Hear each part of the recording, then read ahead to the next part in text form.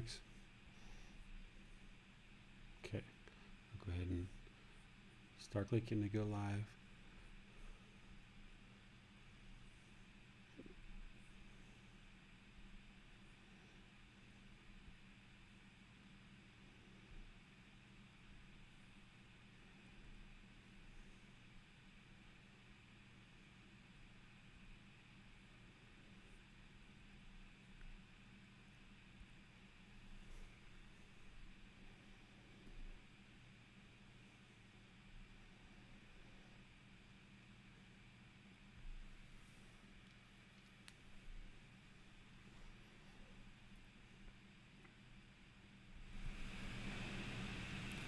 Sawadee Kap. Hello and welcome to Daily Wisdom, Walking the Path with the Buddha.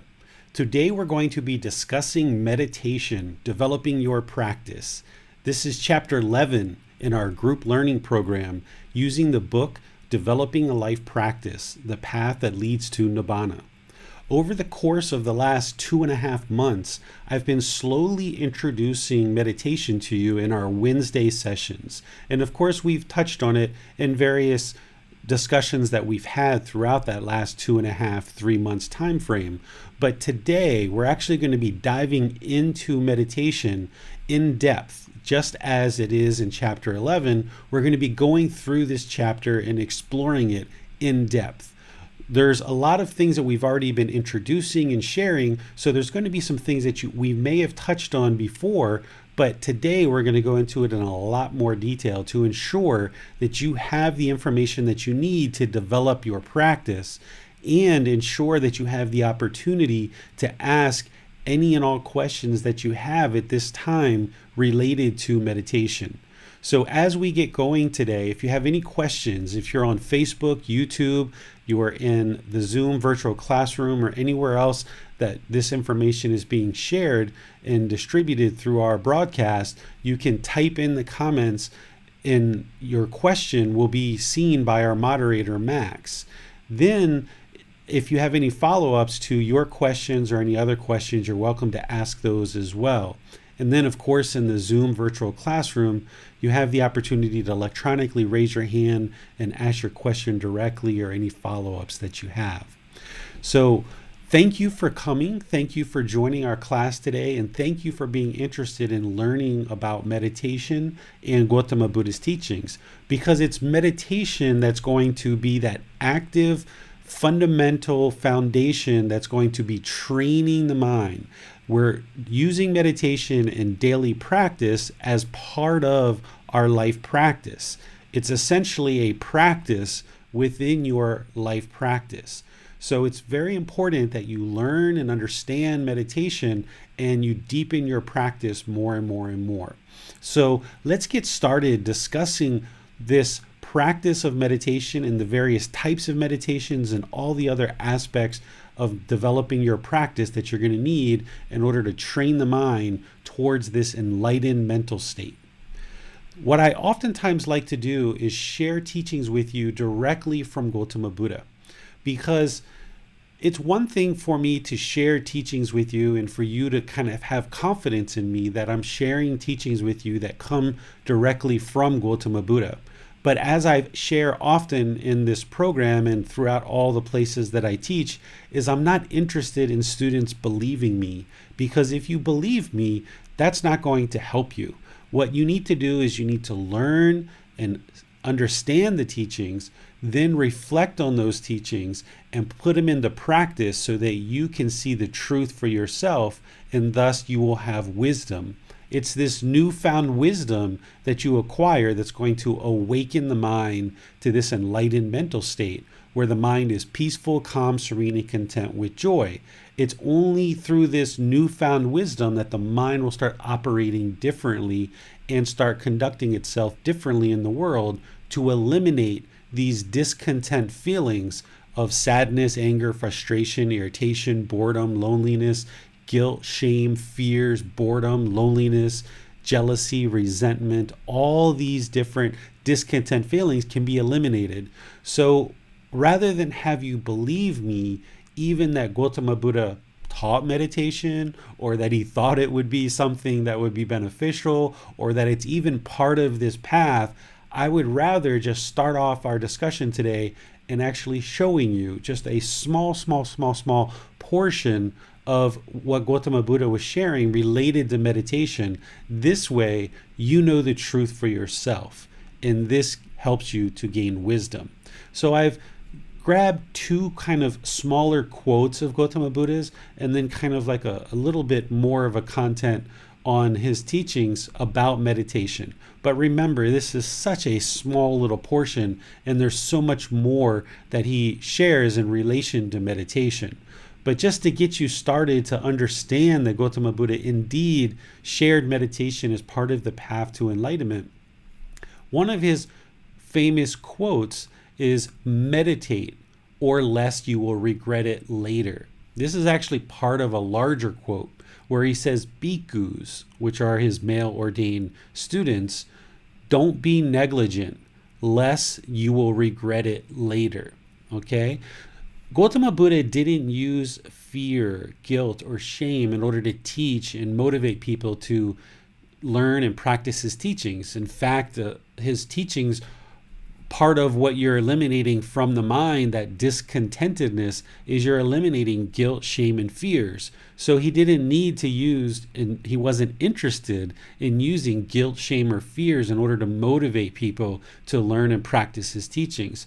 But if there's kind of like one quote that I would say where he kind of really shared, like, hey, you really need to be practicing this stuff and progressing on this path, it would be this one quote. This is kind of as close as it gets to Gotama Buddha really kind of encouraging people in terms of helping you understand that it's really important that you progress in learning and practicing these teachings. So here he says, "Meditate, or lest you will regret it later."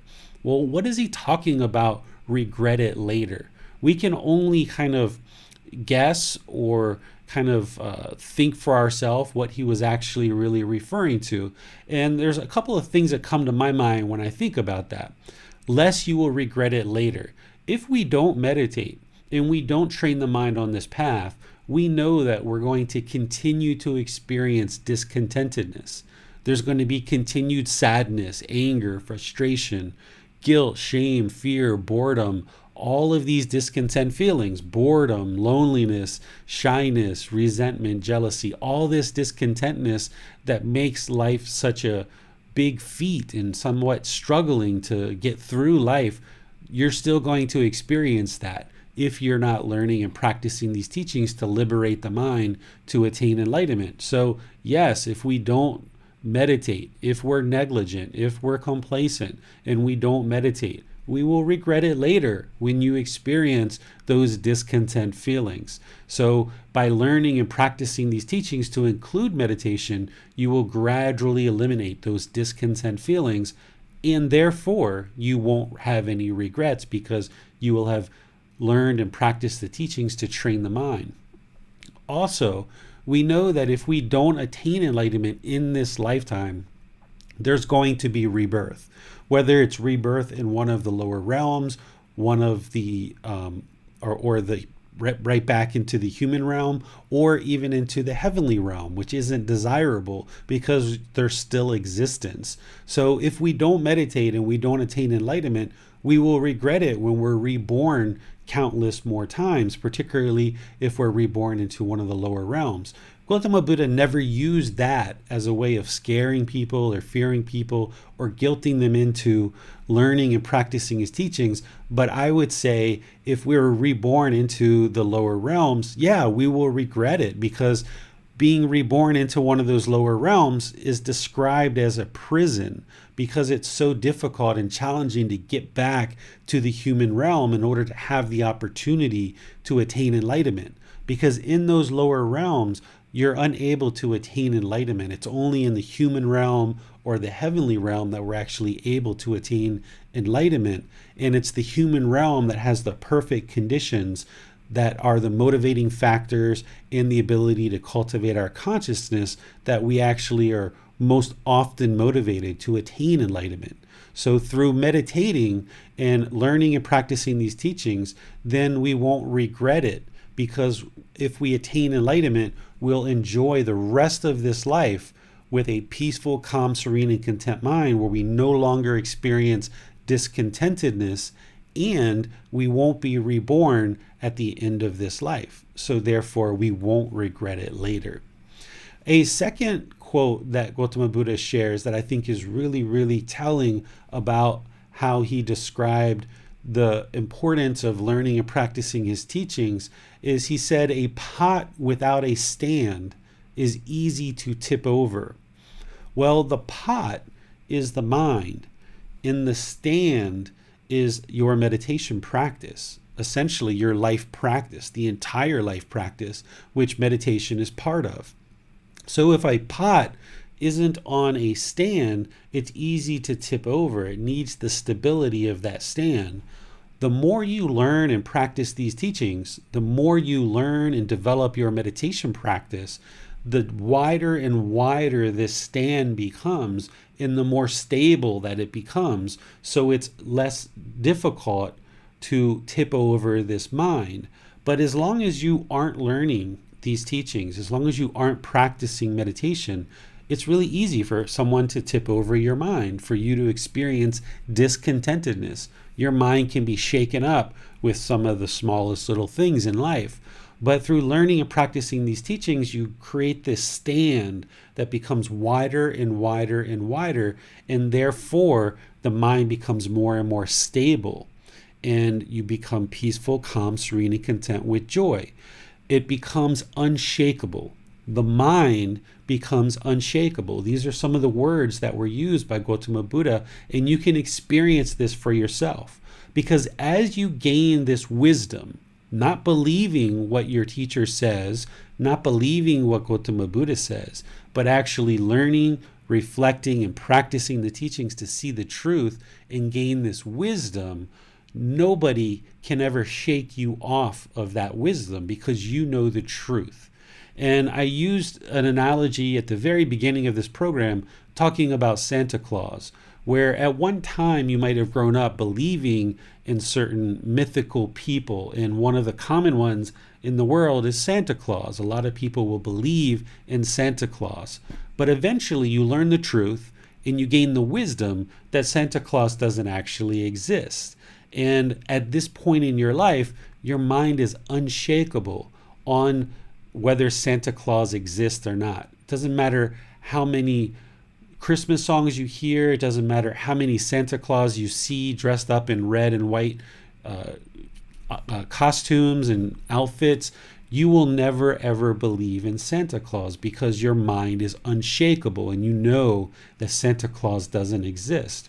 Well, what happens with Gotama Buddha's teachings is, as you learn and practice his teachings, seeing the truth and gaining the wisdom, the mind becomes more and more and more unshakable. And if you've been learning with me or the Buddha's teachings anywhere at any point, you should know things like the three universal truths, the Four Noble Truths, the Eightfold Path. You should have some intellectual understanding of these teachings. But as you move them into practice and you observe them for yourself, the mind understands these truths, gains wisdom, and then becomes unshakable. So for something like impermanence, right? This is kind of a simple, very basic, very beginning foundational teaching that I share and Gotama Buddha shares as part of his teachings. Well, there's no one that could ever convince you that something is permanent. If you've truly learned this teaching, you've observed it to be true, and you have that wisdom, nobody could ever convince you that something is actually permanent again, because you already have gone through the period of reflection to see the truth for yourself. So the mind, or the pot, is unshakable on this topic.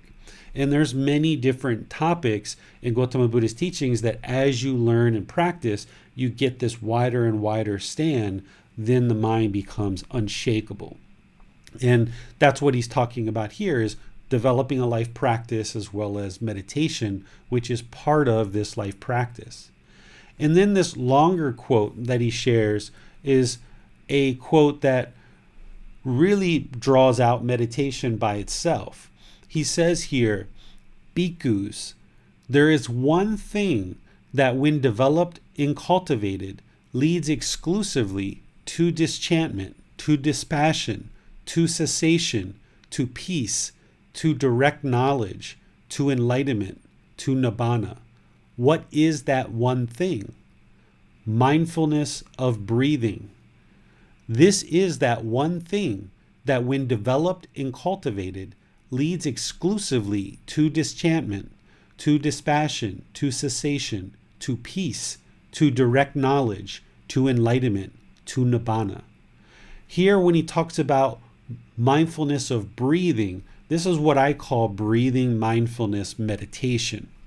So here in this teaching, he's sharing with people, there's just one thing that leads to cessation. Cessation is the elimination or abandonment.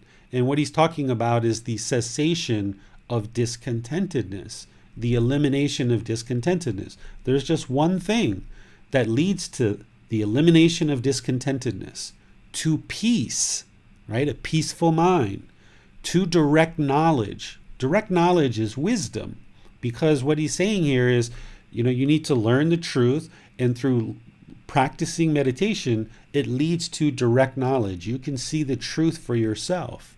And through that wisdom, you get to enlightenment, to nibbana. What is that one thing? Mindfulness of breathing. So here you can see in just these short little quotes that I'm sharing with you that Gotama Buddha absolutely taught meditation, and it was a central primary focus in this path to enlightenment. It's part of the Eightfold Path, and it's the eighth step, but it is a central foundational aspect of his teachings. You wouldn't be able to meditate your way to enlightenment, but you also wouldn't be able to attain enlightenment without meditation. So learning and practicing this path to get to enlightenment involves a lot more than just meditation, but you also wouldn't be able to get to enlightenment without meditation. There's a lot more to learn, but this is really a central practice as part of learning and practicing this path to progress to enlightenment. So that's why it's really important that you dive into meditation and you really understand it quite deeply, and you practice it and you refine it and you get better and better and better at it. And through this program in the last 2.5, 3 months, I've been sharing breathing mindfulness meditation and loving kindness meditation, which we're going to touch on today, but we're also going to go into 2 other types of meditation that you can perhaps use if needed as well. So let's go ahead and talk about meditation in general in order to continue this discussion, talking about the basics of meditation. So in order to discuss meditation, let's actually define what meditation is, because we don't want to assume anything here. We want to ensure that we build this foundation, even just starting with understanding what is meditation.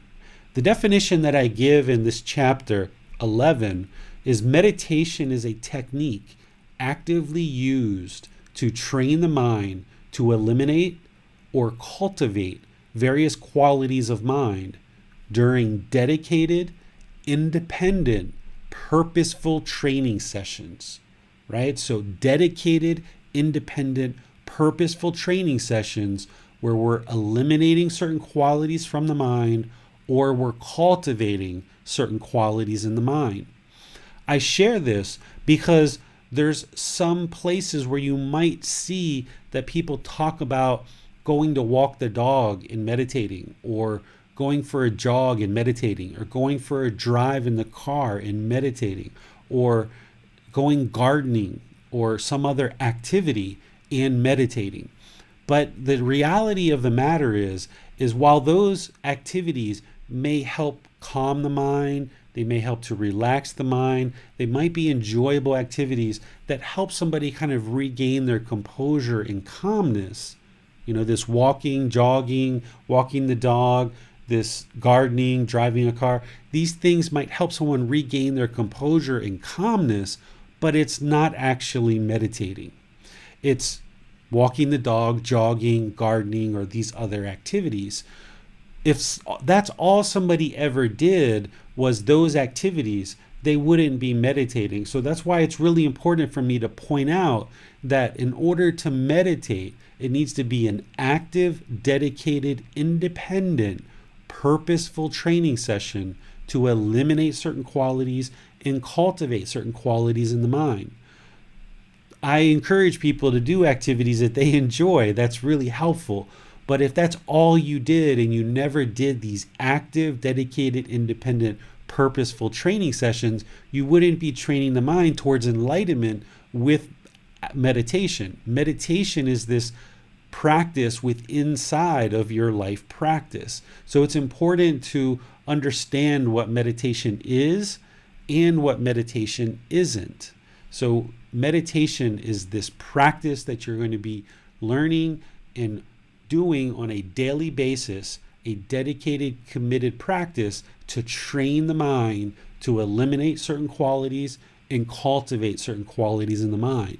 And we're going to talk about those when we get to each individual meditation. I'm going to be sharing with you what is being eliminated from the mind and what is being cultivated into the mind as part of that dedicated, independent, purposeful training session.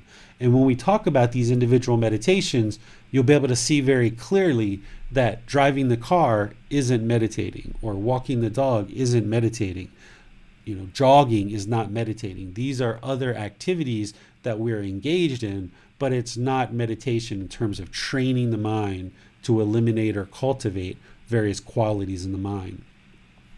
In terms of learning meditation and practicing meditation, it's very important to have a meditation teacher. You would be unable to learn meditation entirely on your own without any guidance from teachers. Now, there's plenty of places where you can read a book, you can watch a YouTube video, you can do these other things in order to kind of gain some basic familiarity with meditation. But in order to really deepen your practice and get the most benefit out of it, you need a teacher.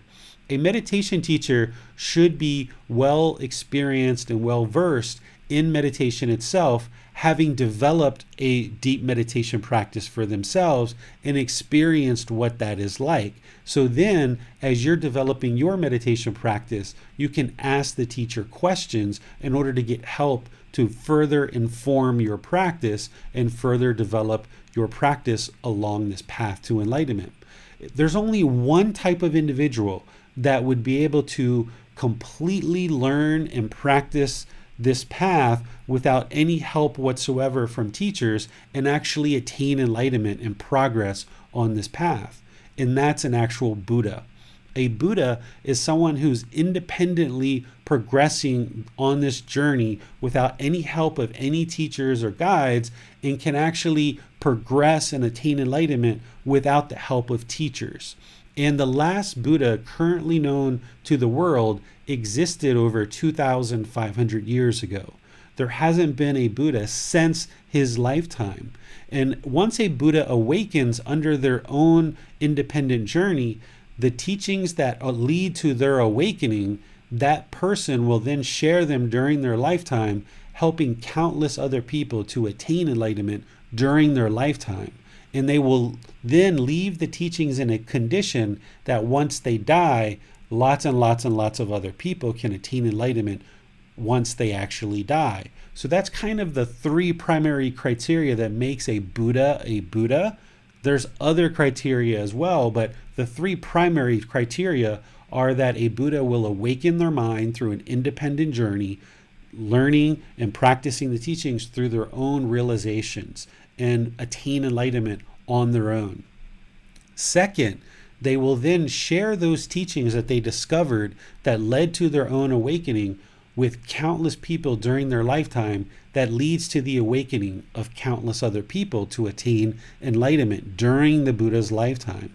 And then the third criteria is that they will leave the teachings and people that are already enlightened.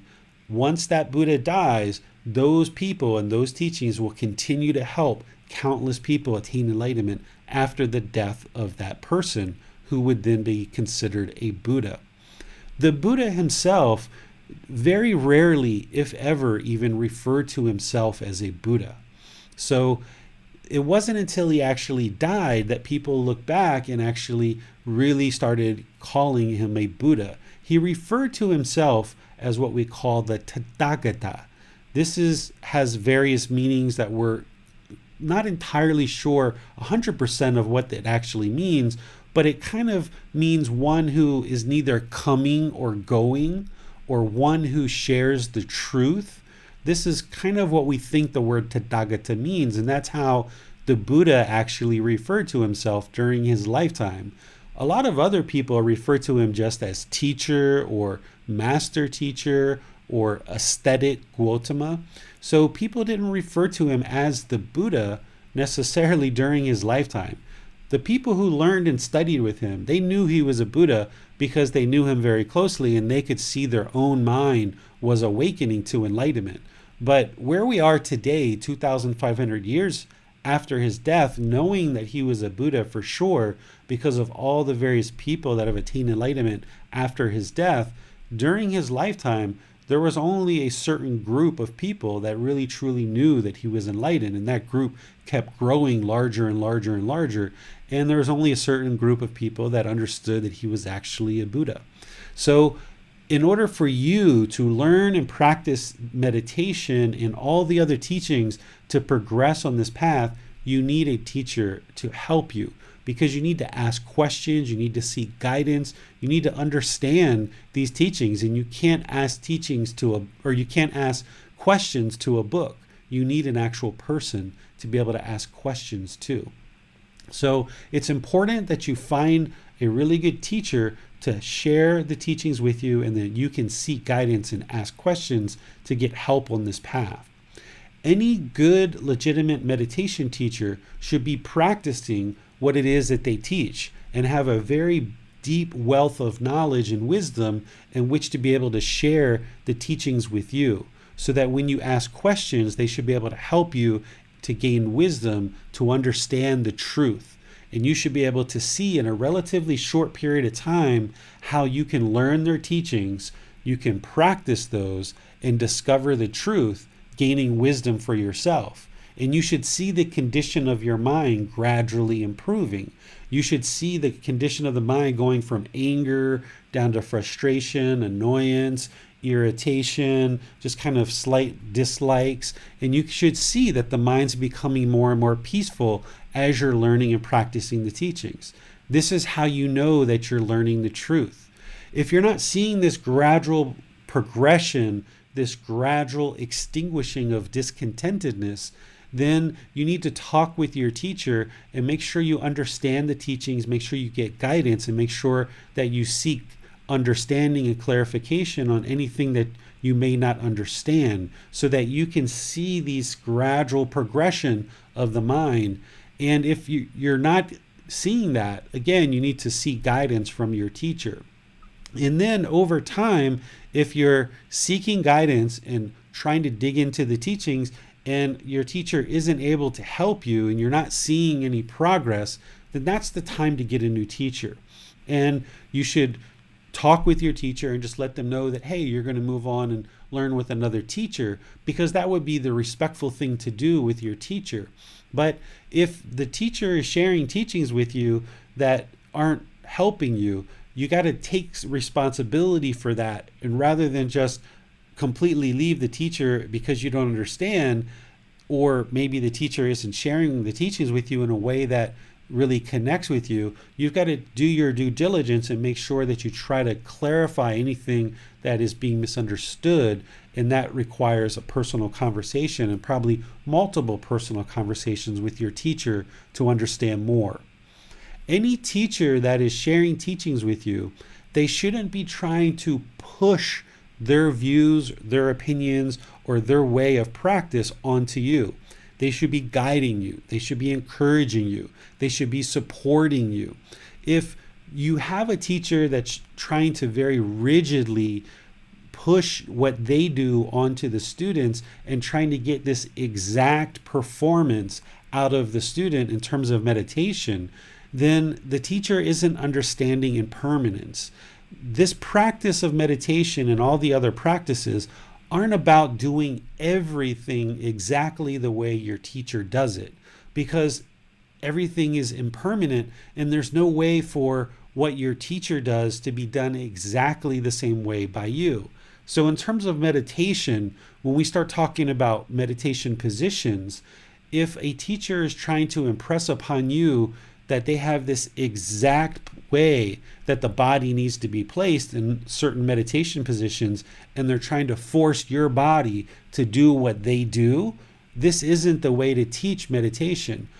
What a good meditation teacher should be doing is not trying to force or push what they do onto their students, but a good meditation teacher, in my opinion, should be helping to guide a student and find what meditation positions are working for the student. So they should have many different options of ways to help you get comfortable in meditation that are going to be guiding you to find solutions, rather than kind of pushing or forcing you to do certain things that they feel are right or wrong.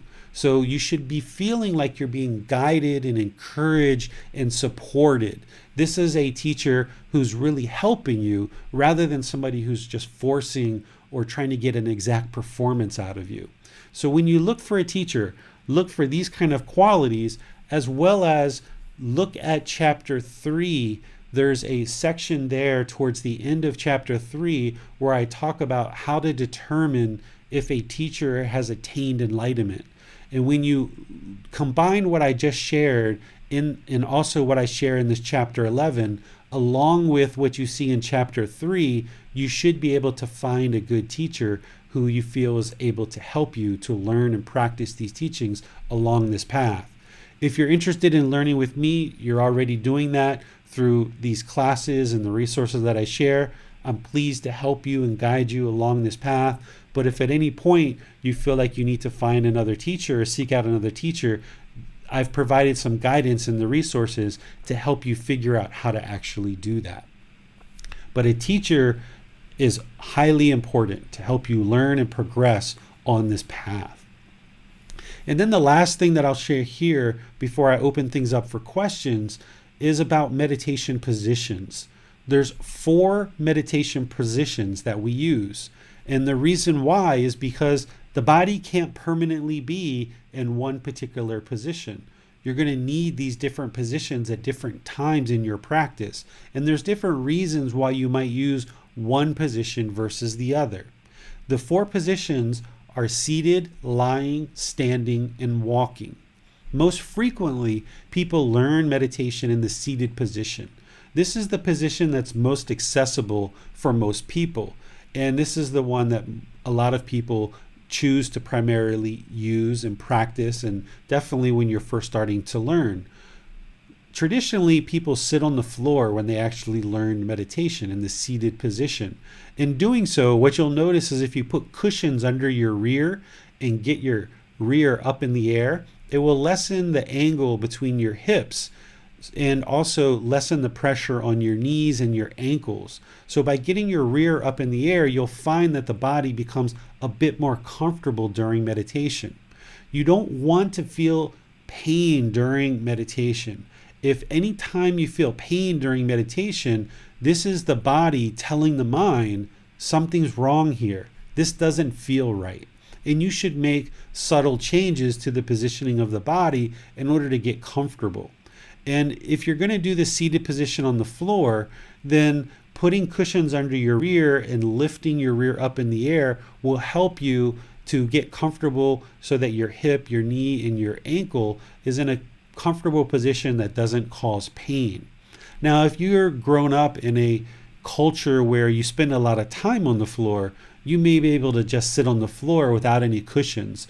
But a lot of us haven't actually grown up in a culture where you actually sit on the floor very much. So putting that cushion under your rear and propping you up will help you to feel more comfortable on the floor. And they have different devices nowadays with different heights that you can start maybe at a higher height, and then if you would like to lower it down, you can kind of lower it down with less and less cushions. If for some reason you don't feel comfortable on the floor, or you don't even interested in learning how to meditate on the floor, you can actually learn to meditate in a chair. This is completely fine. It's a seated position that you can use, and you can actually sit in a chair. When you do that, your lower body should be stable, and your legs and your feet can either be crossed or flat on the floor. It doesn't really matter as long as they're comfortable, but not luxurious. You just want to get to the point where the lower body is completely disengaged and there's no active muscles that are required to sustain the stability of the lower body. The upper body, you want the spine to be erect, and you want the muscles in the torso to be engaged and active. This allows the mind to stay active, attentive, and aware during the meditation session. Whereas if you slouch or you lean back in your chair and put in too much of a relaxed position, then the mind has a tendency to become complacent, and therefore it's going to be difficult for you to actively train the mind through that dedicated, purposeful training session, because it has kind of turned off to a certain degree. But by erecting the spine and engaging the muscles in the torso, it keeps the mind attentive and active. And this will allow you to access it and actually train it to eliminate or cultivate these various mental qualities in the mind. The hands and the arms for the seated position, there's lots of different options here. Gotama Buddha placed his right hand on top of his left, and he put his thumbs together, and then he placed that in his lap. And if that feels comfortable for you, you can use it. But if for some reason that doesn't feel comfortable, and there's going to be people who that doesn't feel comfortable for, because it's not about permanence. It's not about everybody doing it the same way. So if that doesn't feel comfortable for you, you can put your palms face up. You can put your palms face down on your thighs or your knees, or use the armrests of the chair. Whatever feels comfortable for you, to once again get to a position where the arms and the hands are disengaged, where there's no muscles that are actively engaged in order to support the actual body. It should only be that middle part of the body that's actually engaged during meditation, but everything else should be completely relaxed. And this would be the seated position. The lying position is another position that can be used in order to meditate. If your torso is painful to sit upright, and if you need to lean back up against a wall or a chair just a little bit in order to take some of the weight off of the torso in the seated position, then that's fine. You can just lean back a little bit. But if that's painful, you may choose to go to the lying position, where you can just lie completely flat on your back, face up, with your hands and arms out to the side, either palms up or palms down. If you've ever done yoga, this is the resting posture, or Savasana, I think they call it. I forget, I haven't done yoga for a while, but you guys probably know what I'm talking about. So if you just lay relaxed on the floor, then this is lying position. And it becomes really helpful if your body is painful and you can't sit or use one of the other positions, or if the mind and body are just so tired, the last thing you would think about is actually engaging the upper body to maintain the active attentiveness of the mind. Because when you lie on the floor, every single muscle is completely disengaged. There's no muscle that's engaged whatsoever. It's just completely relaxed. And this can be a good position for those situations. It can also be a good situation to use this position if these other positions aren't accessible. And I think about if you're maybe laying in a hospital bed where you can't sit in a chair, or there's some other situation where you're lying down and it's not possible for you to use one of these other positions of seated, standing, or walking. So lying position can be utilized in those situations. If you've got an active practice where you're actively training the mind in these other postures, and you're doing that on a regular daily basis, you might actually choose to meditate prior to going to sleep in order to help induce sleep. You wouldn't want that to be your only time that you actually meditate. But if you're having trouble sleeping and you've built up a regular daily practice and you're doing that regularly throughout your life, then if you're having trouble falling asleep, you could perhaps use the lying position laying in bed to actually calm the mind and relax it in order to induce sleep. So that's another way that you might choose to use the laying position. Standing position is standing up, straight up and down, with your arms in front of you, either clasping at the wrist, or your arms behind you, clasping at the wrist, or your arms down along your sides. You're just standing. And this can be another position that you might choose to employ. For example, if you're having trouble sitting or lying, standing might be an option for you. And you can actually rotate these positions at different times during your meditation practice. So if you're doing an elongated meditation session and the body starts to become too painful in the seated position, and you're recognizing that you can't get comfortable, but you're still interested in continuing your meditation, rather than end your meditation session, you could move to lying, or you could move to standing, or even ultimately to walking. So standing position can be used as another option in order to keep the body in a position where it feels comfortable and you can actively train the mind. I've also used this position in situations where I was maybe waiting for a bus, or I was waiting in line for something and it was a really long line that I was going to be there for a really long time. You can actually just stand and actually meditate while you're waiting for a bus or you're waiting in line for something. So that's a time where you can potentially do some meditation while you're standing. And then walking meditation. This is a method of walking and actually meditating at the same time. It's a very specific way of meditating that I will typically only teach in person, because it's kind of challenging to teach on a live stream unless there's somebody actually operating the camera and following me as I'm walking around. But I've used walking meditation, again, if I wasn't able to sit, in terms of the body was becoming painful and I needed to walk in order to change the position. I've used it if I became sleepy in other forms of meditation, and because the posture I was using, either seated or lying or standing, I became sleepy and I wanted to become more active in meditation. I used walking meditation to ensure that I wasn't falling asleep. I've also used it in situations where the mind was too energetic and too active, and the last thing that I was thinking about was sitting down to actually meditate, or lying or standing, just being in one spot. And the mind needed to kind of get that excess energy out in walking. And I might have just done that as a standalone position and just done walking meditation, or I might have done that for 20-30 minutes and then switched to seated or lying or standing. So you can actually move with walking meditation. You can keep the mind active, you can keep it awake, and you can change the body position so that the body maintains its comfort. And you can even just use walking meditation just to use it because it trains the mind in a different way. It doesn't necessarily have to only be utilized because you can't do one of the other postures. Walking meditation by itself has a lot of benefit, and if you ever learn walking meditation with me, you'll be able to see that it has a unique type of benefit that doesn't necessarily exist in the other forms of meditation. But these are the 4 positions that we use in order to meditate. And then there's different types of meditations that we use within these 4 individual positions. But let me just stop here and see what questions you guys have before we move on and talk further about meditation.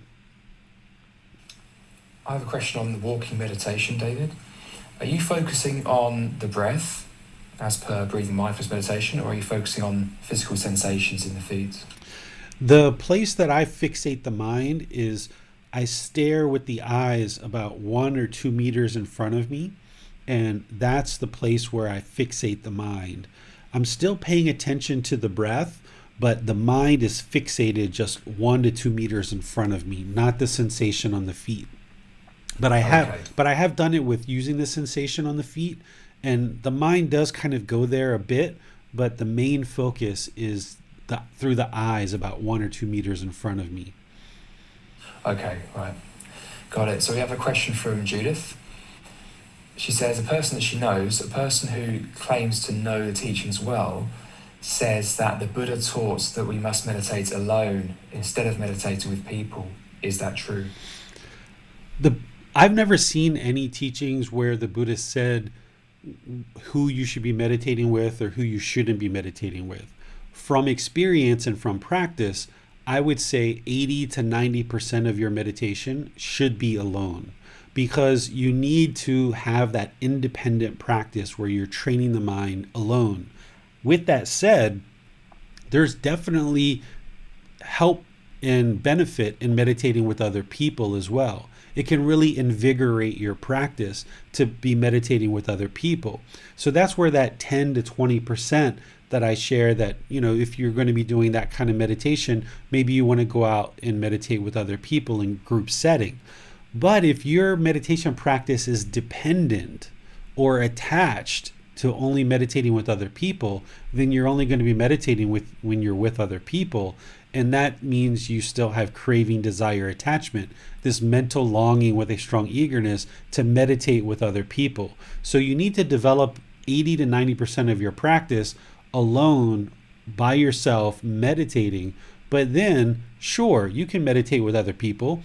The Buddha meditated with lots of people. He meditated with his ordained practitioners and with groups and with his students. So there's a need and sometimes a cause for meditating with other people. It's not like you can never meditate with anyone else. That would be permanence if you only ever meditated alone. So you need to develop the primary aspect of your practice on your own, doing it by yourself as an independent practice. But there's going to be times where you'll meditate with other people, and that's beneficial as well. We have a question from Javier. He says, you can't meditate while waiting for the bus. You need to squint and be alert waiting for the bus to appear. How can that be possible? Depends on what kind of bus you're waiting for, right? It depends on the technology in your city. So there's some buses that sometimes take 20, 30, 45 minutes, an hour to come. And I've been in those situations where I've actually meditated waiting for the bus to come. In some of the cities that I've taken buses on, the bus, when it pulls up, it will have an announcement, an audible sound, or I just know that the bus is coming and it should be the next bus. So when you hear the bus come and put its brakes on, open your eyes and you see it's your bus. So you won't miss your bus, Javier. If you're that deep in meditation in the middle of a city and you just absolutely don't hear the bus come, then that's great. Keep meditating. You're doing excellent. But you should be able to meditate if you're waiting for a bus, if you like. It's not something you have to do. It's not something you're required to do. But you will notice that you'll have certain times that you might not otherwise be thinking about meditation. And I just give that as a suggestion that while you're waiting for a bus, if you've got some extra time, why not use standing meditation and train the mind to meditate? And this will be a different environment with different sounds, different lighting, different things happening around you that will further challenge the mind to actually be able to meditate in that environment. And that can be very beneficial for the mind. So you might want to try it and see how it goes. We have a question from Judith. Would a practice like Roisi Daton be considered meditation? Lucy Datan is a yogic type practice where you're actually focused on stretching the body. And yoga itself, involves a certain amount of stretching. But oftentimes people will meditate prior to these stretching practices, these body stretching practices, and or afterwards as well. So there's usually kind of a connection between things like Lucy Datan and yoga and these other kind of disciplines to meditation, but by themselves, they aren't meditation by themselves. Thank you, David. We have no more questions at this time. Okay, so let's move on to the next part that I was interested to share with you guys, which are the different types of meditation. There's 4 primary meditations that I'm going to be sharing with you guys, and these should be the only 4 that anyone would actually need. And with those 4, there's only 2 primary meditations that everybody would need. The other 2 are kind of like specialized meditations that we only utilize in certain special case situations. Now remember, in order to understand the types of meditation that the Buddha taught and why you would actually use them, you need to remember the actual teachings that he actually shared. Remember the primary problem that he talked about, which is craving, desire, attachment. This is that first poison of the 3 poisons, or the first unwholesome root of the 3 unwholesome roots, or the first fire of the 3 fires. We call them the 3 poisons, the 3 unwholesome roots, the 3 fires, kind of different ways to refer to the same thing, which is craving, anger, and ignorance, or unknowing of true reality. We also refer to them as greed, hatred, and delusion, or unknowing of true reality. So that first primary problem of craving or greed, we also call it desire or attachment, grasping, holding, the way the mind searches externally for some external satisfaction and it latches on, craving permanence. This is the primary problem that the Buddha describes in the Four Noble Truths. When he delivers his first discourse, he describes the primary problem of what causes the mind to be discontent. So the primary practice that he recommends as an antidote to this poison to eliminate craving, desire, attachment is breathing mindfulness meditation. That is the aspect of the mind that we're eliminating. Because remember when we talked about the definition of meditation, we're either eliminating certain qualities or cultivating certain qualities. So in this meditation of breathing mindfulness meditation, we're eliminating craving, desire, attachment, where the mind has this mental longing with a strong eagerness. It wants to hold on. And in that style of meditation, when the thoughts or ideas or perceptions, when the mind goes to the past or the future, we train the mind to let go, let go, let go. Because the unenlightened mind wants to hold on. It craves that permanence. So in breathing mindfulness meditation, we're training it to let go and focus on the breath so that we gain control over this mind and we eliminate this outward searching for satisfaction in these external things. So that's the quality of the mind that's being eliminated in breathing mindfulness meditation as an antidote to this poison of greed or craving. And then what we're cultivating, what we're creating in the mind is we're training the mind to reside in the present moment. Because as long as the mind goes to the past or the future, the mind's going to be discontent because it's having painful, pleasant, or neither painful nor pleasant feelings in the past or in the future, right? It's either worrying about the future, having anxiety about the future, or looking for some pleasant feelings in the future, or it's dwelling on the painful feelings of the past, or it's longing for some pleasant feelings in the past. As long as the mind's going to the past or the future, it's going to be discontent. So it's only when the mind is trained to be in the present moment that it can develop this singleness of mind, right? By residing in the present moment with the mind, it can be peaceful, calm, serene, and content with joy. But as long as the mind is still having all these erroneous thoughts and bouncing all over the place, it's going to have discontentedness. So in breathing mindfulness meditation, the breath is the present moment. When you're breathing, that's right now. That's the present moment. So that's why in breathing mindfulness meditation, we train the mind to fixate on the breath because that trains it to come into the present moment. So as the mind goes to the past or the future, has various thoughts, ideas, and perceptions, we cut that off or let it go, and we bring the mind to the breath, which is the present moment. And the more and more and more and more you do this over repeated sessions, the mind will get better and better at residing in the present moment. not only during meditation, but outside of meditation as well. Because by you training the mind in meditation to do this and gain control over the mind being in the present moment, then in daily life, the mind will just naturally reside in the present moment with singleness of mind or concentration, that focus, concentration, clarity of thought, and deep memory. And what you're doing also in this breathing mindfulness meditation is you're cultivating mindfulness. Mindfulness is awareness of mind.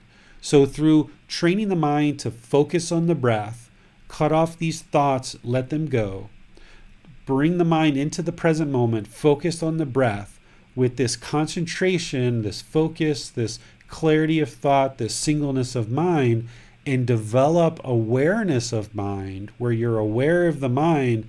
Now, by doing that in multiple sessions over weeks, months, and years, now you take those benefits into daily life. So now when you're in a conversation with somebody, or you're working on some project, or you're working alone, or whatever you're doing in life, your mind is in the present moment. It's got this concentration, focus, clarity of mind, and you're aware of the mind. So if any unwholesome thoughts arise, you can cut them off and let them go. Or you can cultivate these wholesome qualities and maintain wholesome qualities in the mind. That's through mindfulness, awareness of the mind. Because this journey to enlightenment is a purification of the mind, training the mind to eliminate unwholesome qualities and cultivate wholesome qualities. And you're only going to be able to do that if you have awareness of mind. So this breathing mindfulness meditation, there's lots of things that are going on in the meditation, in this very simple practice of just sitting, standing, lying, or walking, and just focusing on the breath or focusing on some fixed location. You're training the mind to eliminate this craving, desire, attachment where it wants to long and hold on to things. And you're bringing it into the present moment with focus, concentration, and clarity, and developing awareness of the mind. This is the foundation of your practice. This is what Gotama Buddha was referring to when he said, what's that one thing that leads to cessation, to peace, to direct knowledge, to enlightenment, to nibbana? What is that one thing? It's breathing mindfulness meditation. Okay? Another really good thing that you can be doing in breathing mindfulness meditation is if you haven't yet allowed impermanence to soak into the mind, you can develop the perception of impermanence. This is the words that the Buddha used. When you're in breathing mindfulness meditation and there's a thought that arises, if you need to soak impermanence into the mind so that you can see that indeed everything is impermanent except for this mental state of enlightenment, if you need to soak that into the mind, as you see a thought arise, notice that it also ceases to exist. Even if it's 5 minutes, 10 minutes, 20 minutes, eventually that thought ceases to exist. And you can develop the perception of impermanence. Or as you're in meditation and you feel some sensation on the body, a certain itch on the skin, you can see that that sensation arises. And then if you don't give it any thought, or even if you do give it thought, it will eventually cease to exist. So this is one of the ways that you can develop the perception of impermanence if you haven't already done that. Oftentimes I suggest that you just walk around and observe everything being impermanent and soak that into the mind, but you can also do it during meditation as well. And just notice that every single thought, every single sensation in meditation is impermanent. And meditation itself, it can't last forever, right? You have to stop at some point. All of this stuff is impermanent, and that's really beneficial for the mind to soak in impermanence. So that's another thing that the Buddha talked about doing during breathing mindfulness meditation, is using it as a way to train the mind to develop this perception of impermanence. The second type of meditation that you need, and these are the only two, is loving kindness meditation, Remember the three poisons: craving, anger, and ignorance, or unknowing of true reality; greed, hatred, and delusion, or unknowing of true reality. Loving kindness meditation is used to eliminate hatred, anger, ill will, and cultivate loving kindness or active goodwill towards all beings. When we talk about the three poisons, or the three unwholesome roots, or the three fires, we call it hatred and anger. But when you look at the 10 fetters, which are the 10 things that need to be eliminated from the mind to experience this enlightened mental state, we call it ill will. But it's all the same thing. So to eradicate this hatred, anger, ill will, we refer to them in different ways depending on what aspect of the teachings we're talking about. We use loving kindness meditation to train the mind to eliminate those aspects of the mind. This poison of hatred, anger, this fetter of ill will, what it does is the unenlightened mind is going to push people away. The mind is going to become hostile, aggressive, angered. It's going to push people away out of your life. It's going to block people off. It's going to look for disagreement. And when you don't like something, and there's something about somebody, either their character, their personality, the way they talk, maybe they're too successful and you're jealous about that and you don't like it, or some other aspect of their life, the unenlightened mind will take exception with that. It won't like it, and it will push people away who are disagreeable. And then the unenlightened mind will create a wall and a barrier, not being interested in allowing this person into your life for some reason or another. And this is detrimental to your life, because an enlightened being is going to be able to have healthy, productive relationships with all people. You may not agree with what other people are doing. You might not agree with someone being hostile and aggressive to others. You may not agree with that. Or you might not agree that somebody who's murdered somebody, you don't agree with their actions, right? You don't agree with their behavior, that they've murdered somebody, or they've sexually assaulted somebody, or they've stolen from somebody. You might not agree with their intentions, their speech, or their actions, but an enlightened being will still have loving kindness for these people, all beings. Active goodwill, where active goodwill is a genuine interest in seeing others be well. So if somebody murders somebody, or someone is abusing someone sexually or physically, or someone's verbally abusing someone, or someone's stolen from you or somebody else that you know, oftentimes the mind develops hatred or anger or ill will towards these people, or even just somebody who just simply disagrees with you. Oftentimes the mind can develop this hatred, anger, and ill will and create this wall. So we don't have to agree with everybody's intention, speech, and actions, but in order to attain enlightenment, you need to cultivate this genuine interest in seeing all beings be well. All beings. Everybody, everyone in the world, all human beings, all animals, all beings. You need to cultivate that in the mind. That's what's going to eliminate this hatred, anger, and ill will from the mind. So this meditation is one that we're going to be doing this Wednesday, 3 days from now.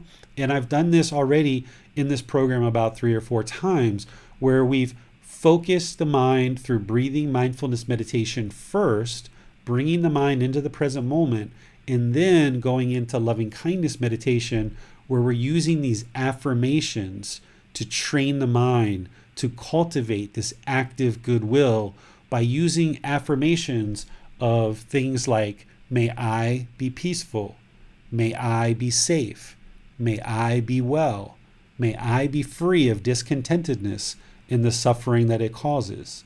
And then we expand out from I to a ring a little bit further. May we be peaceful, safe, well, and free of discontentedness and all the suffering that it causes. And then we expand these rings, getting progressively wider and wider and wider until you eventually get to all beings. And I've discussed this in detail in the individual trainings that we do, and I've discussed this in detail in the book as well. So there's lots of different references for you to learn this meditation specifically. But what this does is it cultivates this active goodwill in the mind. It's not a quick fix. It's not an immediate thing. And you may not even feel this genuine interest in others being well the first several times that you actually meditate, especially if there's deep hatred or anger in there that's been held over from the past. But any kind of resentment that you have for other people that have harmed you, this will help you eliminate that. Any guilt that you feel for people that you've harmed in the past, this will help you eliminate that. Any negative self-talk that you have in the mind, that you degrade your own self, you as a person, if you have that negative self-talk in the mind, this will help you to slowly eliminate that. If you have judgment of others, or you discriminate against others, or you have racism or other stereotypes that you don't like certain groups of people that are in the world, this will help you to slowly eliminate that and dissolve that from the mind, because it's hatred, anger, and ill will that is causing that in the mind. And by practicing this meditation regularly, you will slowly erode that from the mind and cultivate this active goodwill, where you can now practice loving kindness in daily life. You need to kind of fill up the gas tank with loving kindness meditation over repeated sessions for many weeks and months and years. But then you need to bring that with you in daily life and actually practice treating people with loving kindness, this active goodwill. Because it's not an immediate fix. You can't just meditate and then go out in the world and talk hostile and aggressive with people, because that's not translating the benefit of cultivating this loving kindness and meditation into your daily life. So you cultivate this, or kind of fill up the gas tank in meditation, and then when you step out into the world, you now start treating people with this active goodwill, or this loving kindness. And this is what will slowly eradicate this hatred, anger, and ill will. And again, even if you don't feel it during meditation, and even if you don't feel it in daily life, and it's a real struggle for you to treat your brother or sister or your parents or your life partner or your children or your coworkers, anybody in your life, even if it's a real struggle for you to treat them with this active goodwill or loving kindness, just do it. Break through that wall, because this hatred, anger, ill will, it's going to erect this wall around you and other people, and it's going to kind of look out almost fearfully or neurotically for, these are the people that I like and that I feel comfortable associating with, and these are the people that I don't like and I won't associate with these people. And this wall is going to inhibit you. So oftentimes in daily life, trying to break through that wall is somewhat uncomfortable, and that's understandable, but you'll never get through that wall if you don't break through it.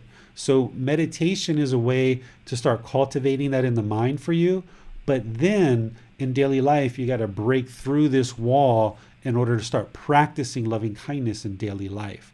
And even when it feels uncomfortable, still do it and do your very best, and then it will get easier and easier and easier the more that you do that. So let me pause here with these two meditations before we talk about the other two and see what questions you guys have. We have a question from Rhonda. How do we wish goodwill to all beings, including those that are violent and offensive to others? People who do things like murder and sexual assault.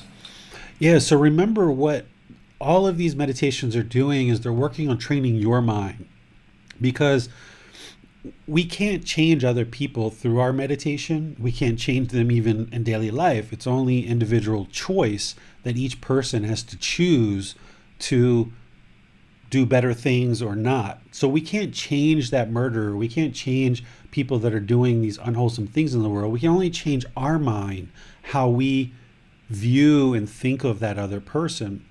So if we harbor anger or hatred or ill will or resentment towards somebody for something that they've done that has created harm in the world, it actually isn't harming anybody other than ourselves. So if you maintain that hatred, anger, and ill will, it's going to cause you discontentedness. It's causing you discontentedness. It doesn't help you. It's not beneficial for you to hold on to that hatred, anger, and ill will. So it's only when you cultivate the opposite of that, which is loving kindness, this active goodwill, cultivating that in meditation, then you can eradicate that hatred, anger, and ill will. It's something that it's not going to be a quick fix. It's going to take time. May take you a really, really long time, but the more that you do this, you can slowly erode this hatred, anger, and ill will. And remember, you've got to separate the intention, speech, and actions of this person from the actual person themselves. So you might disagree with them having murdered someone in the world, or even maybe somebody that was close to you. You don't agree with that, and you don't agree with their actions. But as a person, you've got to get to the point where you can cultivate this interest in just seeing them be well and let go of the hatred, anger, and ill will, because it's not going to be beneficial for you in any form or fashion to hold on to this resentment for some actions that they've done, right? So it doesn't mean you agree with them, but if you hold on and some people say, I'll never forgive you, right? That means they're holding a grudge, and that's only going to harm your own mind. So it's only through practicing this meditation and then practicing in daily life loving kindness that you're going to be able to release this from the mind. And it's a slow, gradual process. It's not going to happen overnight. And can compassion help with this point as well, David? Because for someone to be doing these kinds of things, we know that they're not content when they're not peaceful. And not only that, if they are doing these things, they're generating an enormous amount of unwholesome karma for themselves. So how useful can compassion be for this particular point? Yeah, compassion can help you as well. Loving kindness and compassion are two separate mental qualities, where loving kindness is a genuine interest in seeing others be well, where compassion is concern for others' misfortune, right? Having concern for others' misfortune. So we don't really have a specific meditation to cultivate compassion, but through learning and practicing loving kindness meditation, oftentimes compassion comes through with that. And we practice that in daily life. And you'll learn about these 4 Brahma Viharas in chapter 13, which is only 2 weeks from now. So in a situation where someone's murdered somebody, again, I don't agree with their intentions, their speech, or their actions, but I can still have this genuine interest to see them be well, and I can still have concern for their misfortune. And oftentimes, one of the things that I think about is how not everybody in the world has access to these teachings or even knows that these teachings exist. So someone who's out murdering other humans, they obviously haven't had the opportunity or chosen to step forward and learn these teachings in order to eliminate their discontentedness, right? Person who murders has an enormous amount of craving, anger, and ignorance, a self and the ego, right? That's what causes someone to murder. They want something so badly. They have this deep anger and ill will, right? They have this ignorance, this unknowing of true reality of how by them causing harm to others, it's causing harm to themselves. And there may be a self and ego involved in terms of the murder as well. So cultivating compassion or concern for others' misfortune, oftentimes I just think about how it's unfortunate that they didn't have access to these teachings, because if they would have learned and practiced these teachings, they wouldn't have murdered this person, thus destroying life and all the people connected to that life. And they also wouldn't have destroyed their life and all the people that are connected to their life. So that's one of the ways that I cultivate loving kindness and compassion, is look at this person as, oh, it's really unfortunate that they didn't have access and they didn't choose to understand these teachings, because it would have saved them and a lot of other people a lot of misery, heartache, and harm. But it takes practice. You can't just click your fingers and instantly develop loving kindness and compassion for a murderer, for example. If you have a lot of hostility or anger, especially if it's somebody who's maybe murdered someone that's close to you, it's hard for human beings to cultivate that loving kindness and compassion. But that is what you need to get to. And it just takes time to work at that in meditation and work at that outside of meditation. And one of the things that can be a motivator for you is just to see that there's absolutely no benefit whatsoever, no benefit for you to hold on to that hatred, anger, and ill will. There's just absolutely no benefit for you whatsoever. We have a question from Manal. Teacher David, do you see mindfulness meditation as a finer form of prayer at all?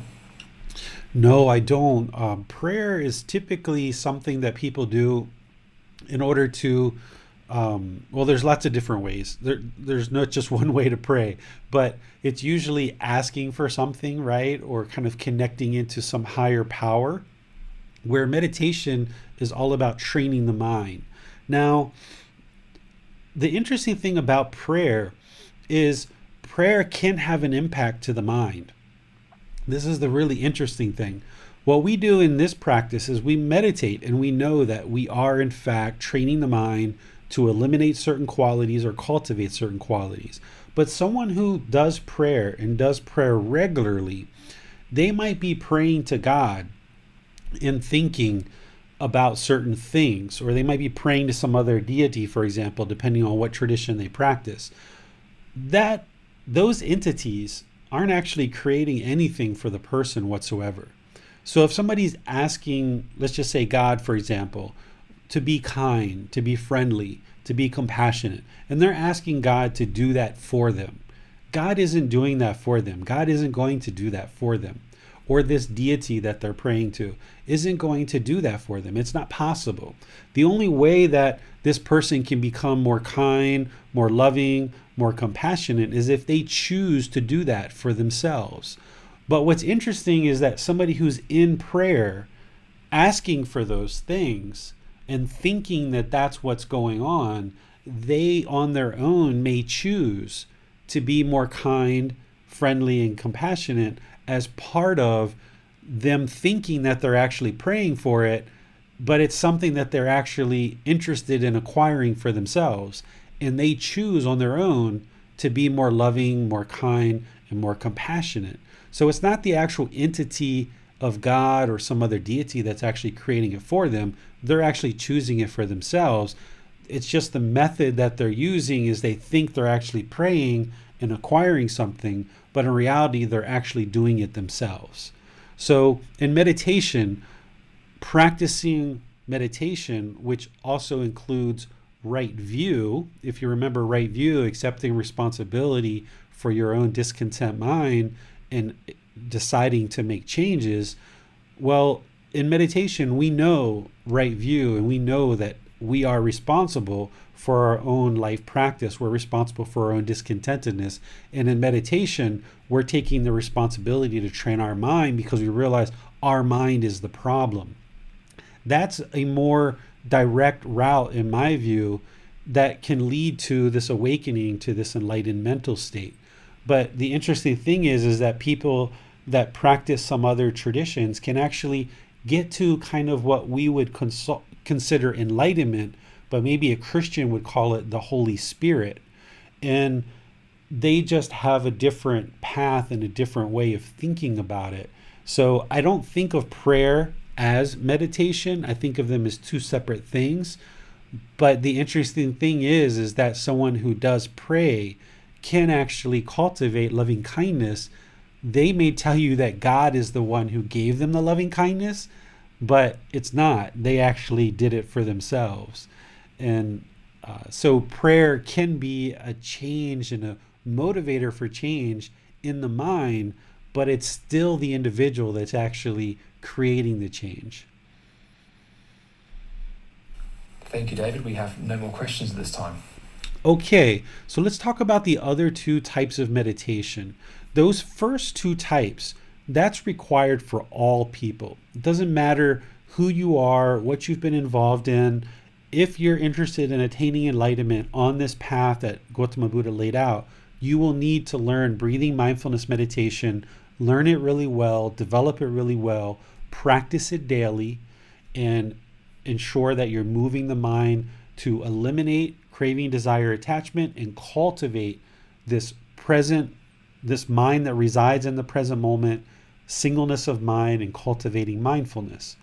And you will need to learn and practice, develop this practice of loving kindness meditation where you're eliminating hatred, anger, ill will, and cultivate loving kindness for all beings, or active goodwill towards all beings.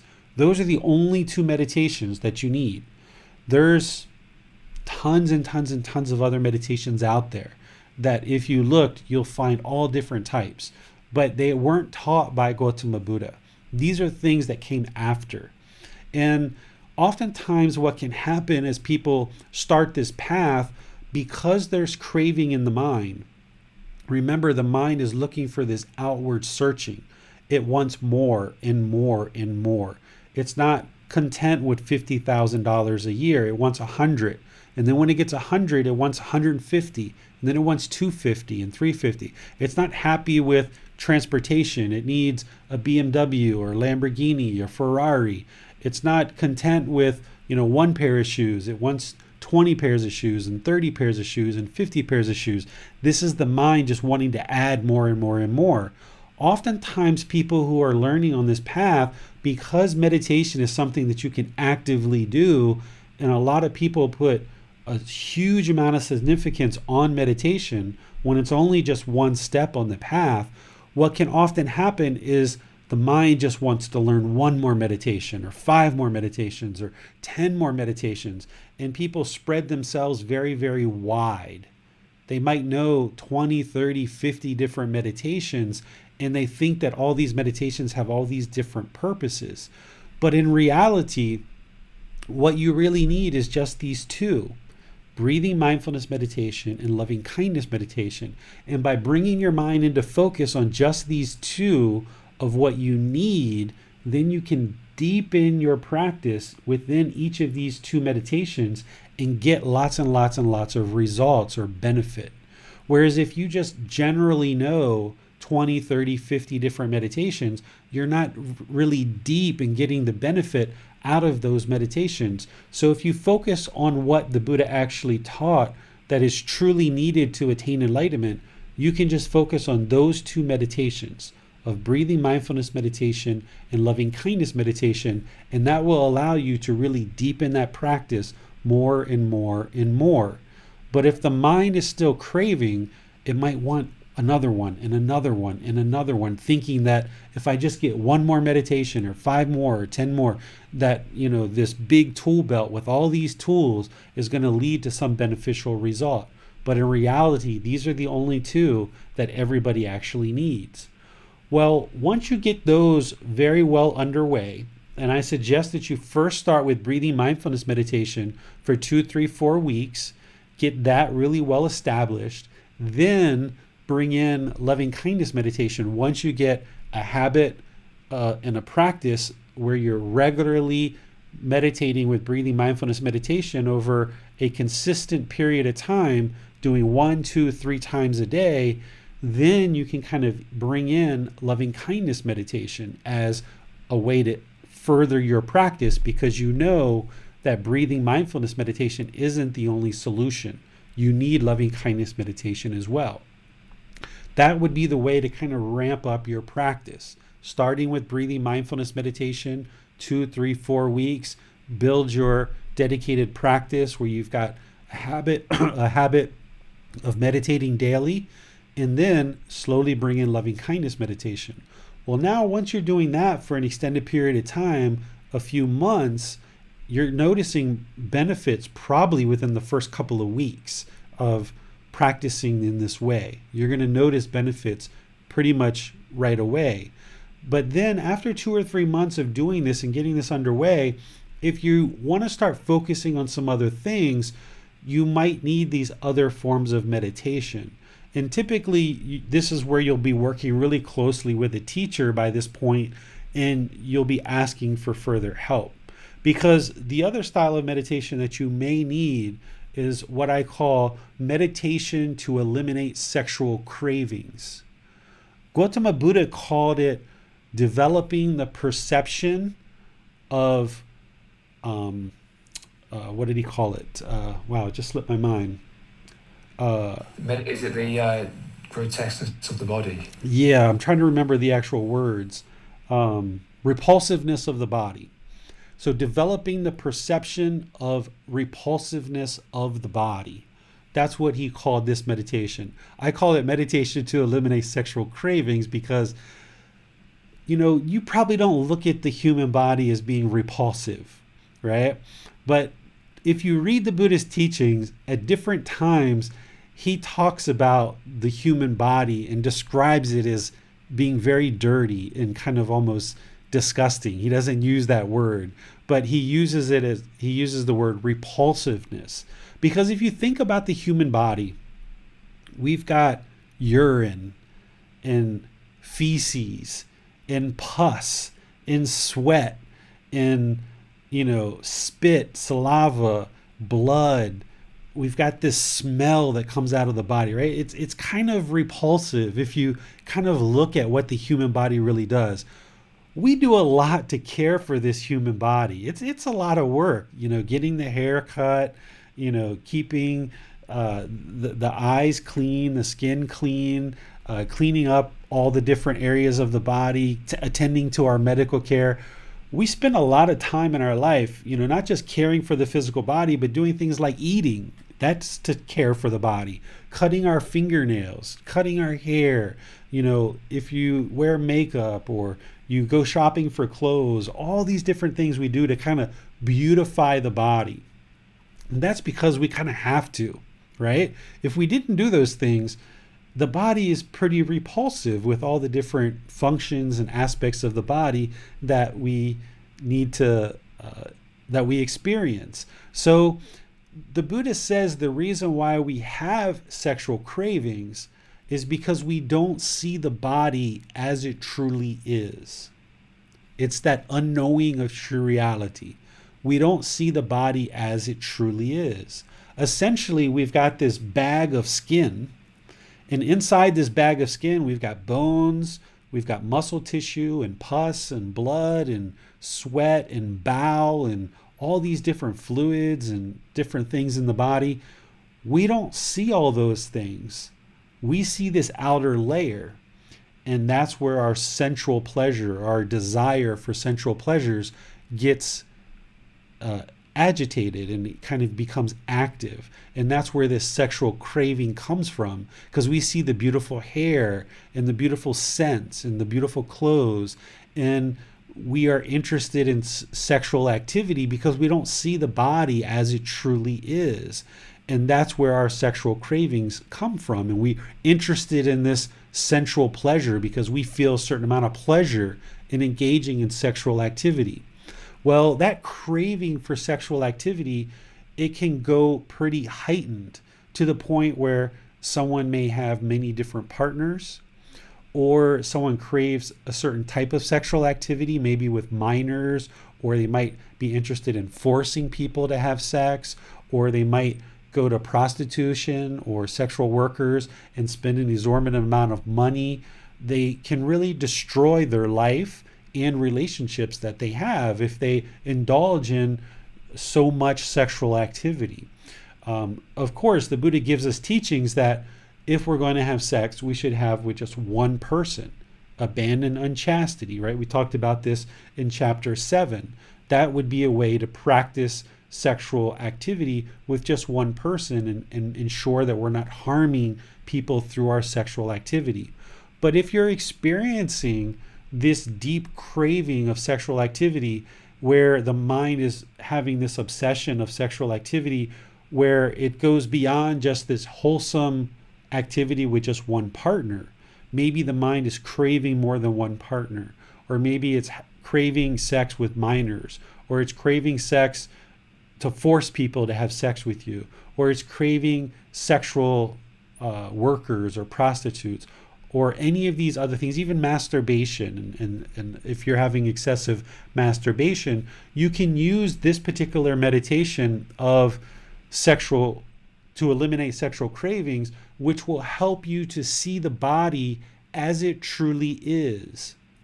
You will eliminate this unknowing of true reality and start seeing the repulsiveness of the human body through observing the body as it truly is. The way that you actually do this meditation is you get a picture of a corpse that is partially dissected, and you open your eyes and you stare at this corpse while you're actually meditating. So instead of looking at a physical body that is beautified, you're looking at the lungs and the heart and the blood and the bones and the skeleton, these kind of things. And this can really help you to see the body as it truly is and start to develop this understanding of the repulsiveness of the body, and it will help to slowly diminish your sexual cravings. The way that people do this, like I mentioned, is either by a picture of a dissected body, which you can easily find these days on the internet. Here in Thailand, in some of the stores, they actually sell laminated versions of these to help you. Another way that people do this is actually meditate with a dead corpse. There are certain environments where you can actually be with a dead corpse. So like here in Thailand, if someone dies, they will keep the body at the temple for usually about 3 days. And if you're able to do that, that adds kind of like another level of depth to help you understand the repulsiveness of the body, because you can actually meditate with the actual corpse close by. And if there's any kind of smell or odor, it will only kind of deepen your repulsiveness of the human body through smelling the actual dead corpse. You can also go to certain labs which will have anatomy labs where you can actually see dissected bodies, and they'll let you pick it up and touch muscles and bones and organs and different things like this. You can actually pay usually a small fee to go into some of these anatomy labs and actually see a person who's donated their body to science, and it will allow you to come up close and personal with a dead corpse. So you can use pictures if you like, but if you really want to deepen it even further, you can actually come in contact with an actual dead corpse in these different settings, in these different ways. I'm going to change the slide for a second, but anybody who's got a weak stomach, just know that I'm about to project an image of a dead corpse on the screen. So if this is something you're not interested in seeing, you might just want to look away for a bit. But this is how you can become comfortable with developing the repulsiveness of the human body, is having a picture like this and actually meditating with your eyes open, looking at this actual corpse. And this is how somebody can start seeing the body as it truly is, rather than looking at the body in a beautified state and having these extensive sexual cravings. By meditating in this way, you will develop the perception of unattractiveness of the human body. These are the Buddha's actual words here, where he says, the perception of unattractiveness should be developed to abandon lust, right? This is one of his phrases talking about how to actually do this meditation. So you can get this kind of picture off the internet, which I got this one off the internet, or there's lots of other places that you can do this, and this will help you to reduce and ultimately, if you're interested in actually eliminating sexual craving from the mind 100%. And this is something that you on your own need to choose when is the right time to do this. You know whether you have an excessive amount of sexual craving, and this will be beneficial for you. And if you need help with this, you can ask questions and I will help you learn it more and more, maybe in like a personal session or questions in the Facebook group or other places that you can engage with me to learn this meditation more closely. Or if you're at a point in your life where you would like to completely and entirely eliminate sexual craving from the mind, because one of the fetters in order to attain enlightenment is to eliminate sensual desire. It's the fourth fetter of the lower fetters. Now might not be the time that you're interested in doing that, but if you're having challenges to eliminate sexual cravings, to eliminate that fetter of sensual desire, this would be one of the ways that you would do that, is using this meditation. And that's why it's a specialized meditation that not everybody needs. Because in order to eliminate sexual cravings, not everybody needs to do this meditation. Some people can eliminate sexual cravings without this. So that's why this isn't really needed by everybody. It's just used in specialized situations where it might be beneficial for you. So this is a meditation that you can do if you choose. And if you need help, just let me know. The fourth style of meditation is one that I'm sharing with you that Gotama Buddha never actually shared, but it's one that I found highly beneficial in this practice. I call it meditation to realize non-self.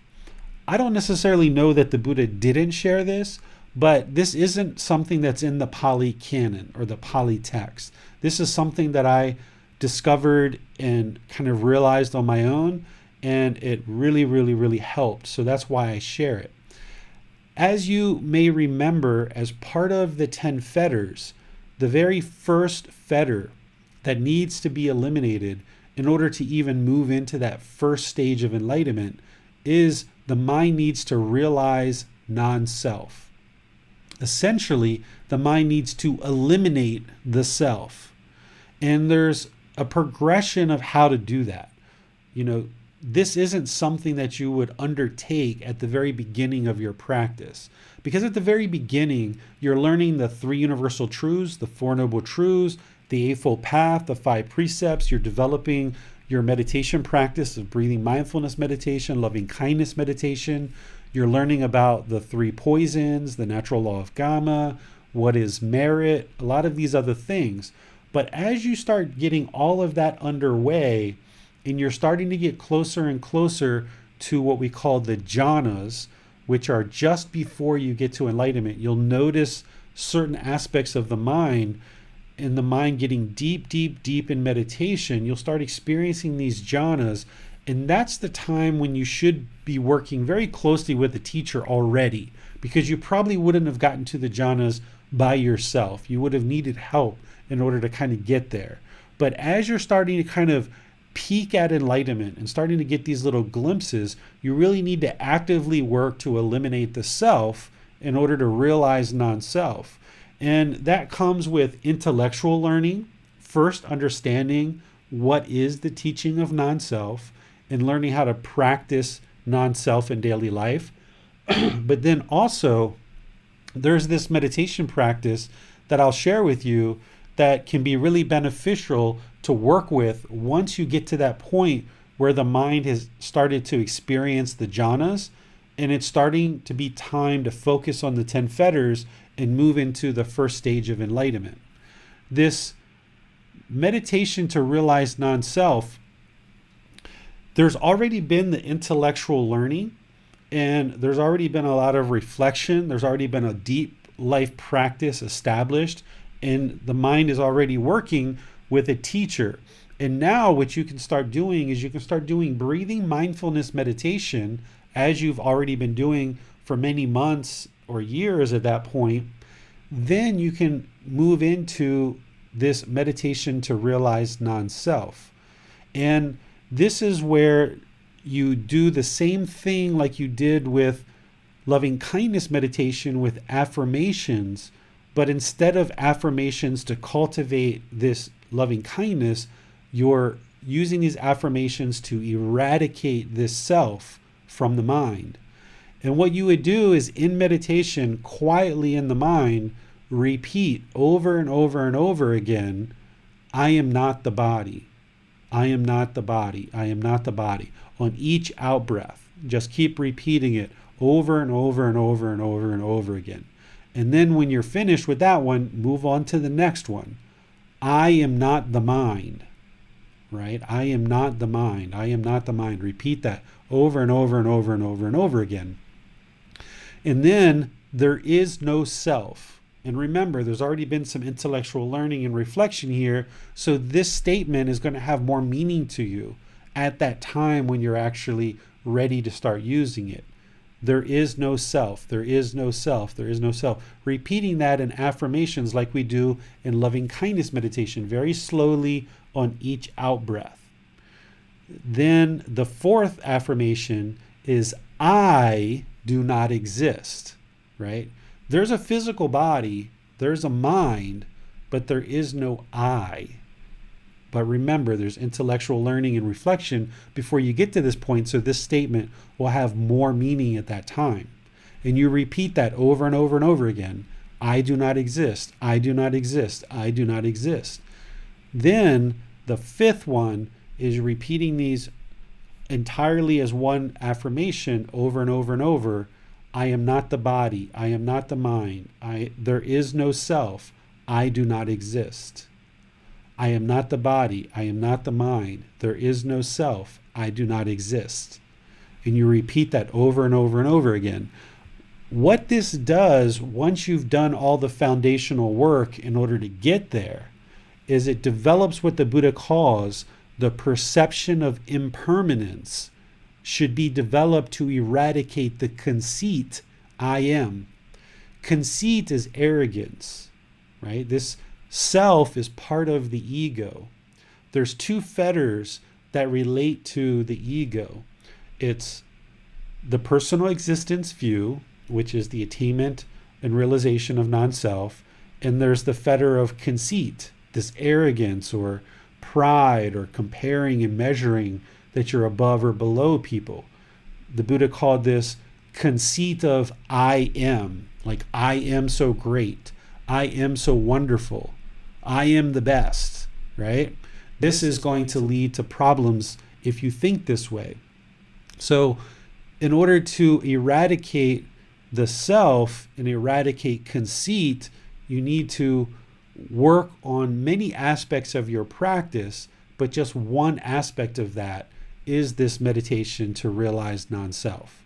And again, there's a lot of preliminary work that you need to do in order to get to this point. If you just sat down in the first couple of weeks or first couple of months of your practice and tried to do this, it's not going to be helpful for you because you haven't done all the foundational work and preliminary work to actually get there. So normally what you're doing is you're working really closely with a teacher by this point, and the teacher has made sure that you understand the teachings of non-self very, very deeply, that you've reflected on that very deeply. You're starting to connect a lot of the aspects of the teachings, and now it's actually time to perhaps suggest this meditation for you to help you realize non-self.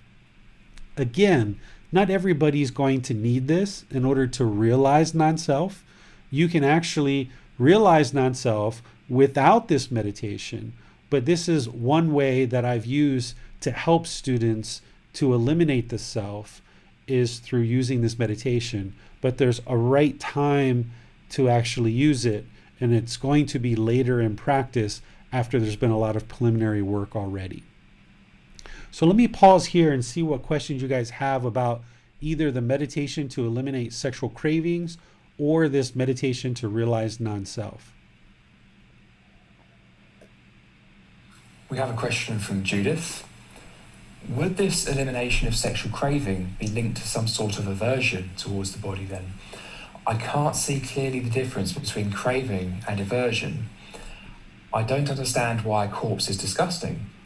I see it as the normal decay and impermanence. Why should we feel disgusted? Yeah, that word disgusted was kind of like my words. You don't need to feel disgusted about the body.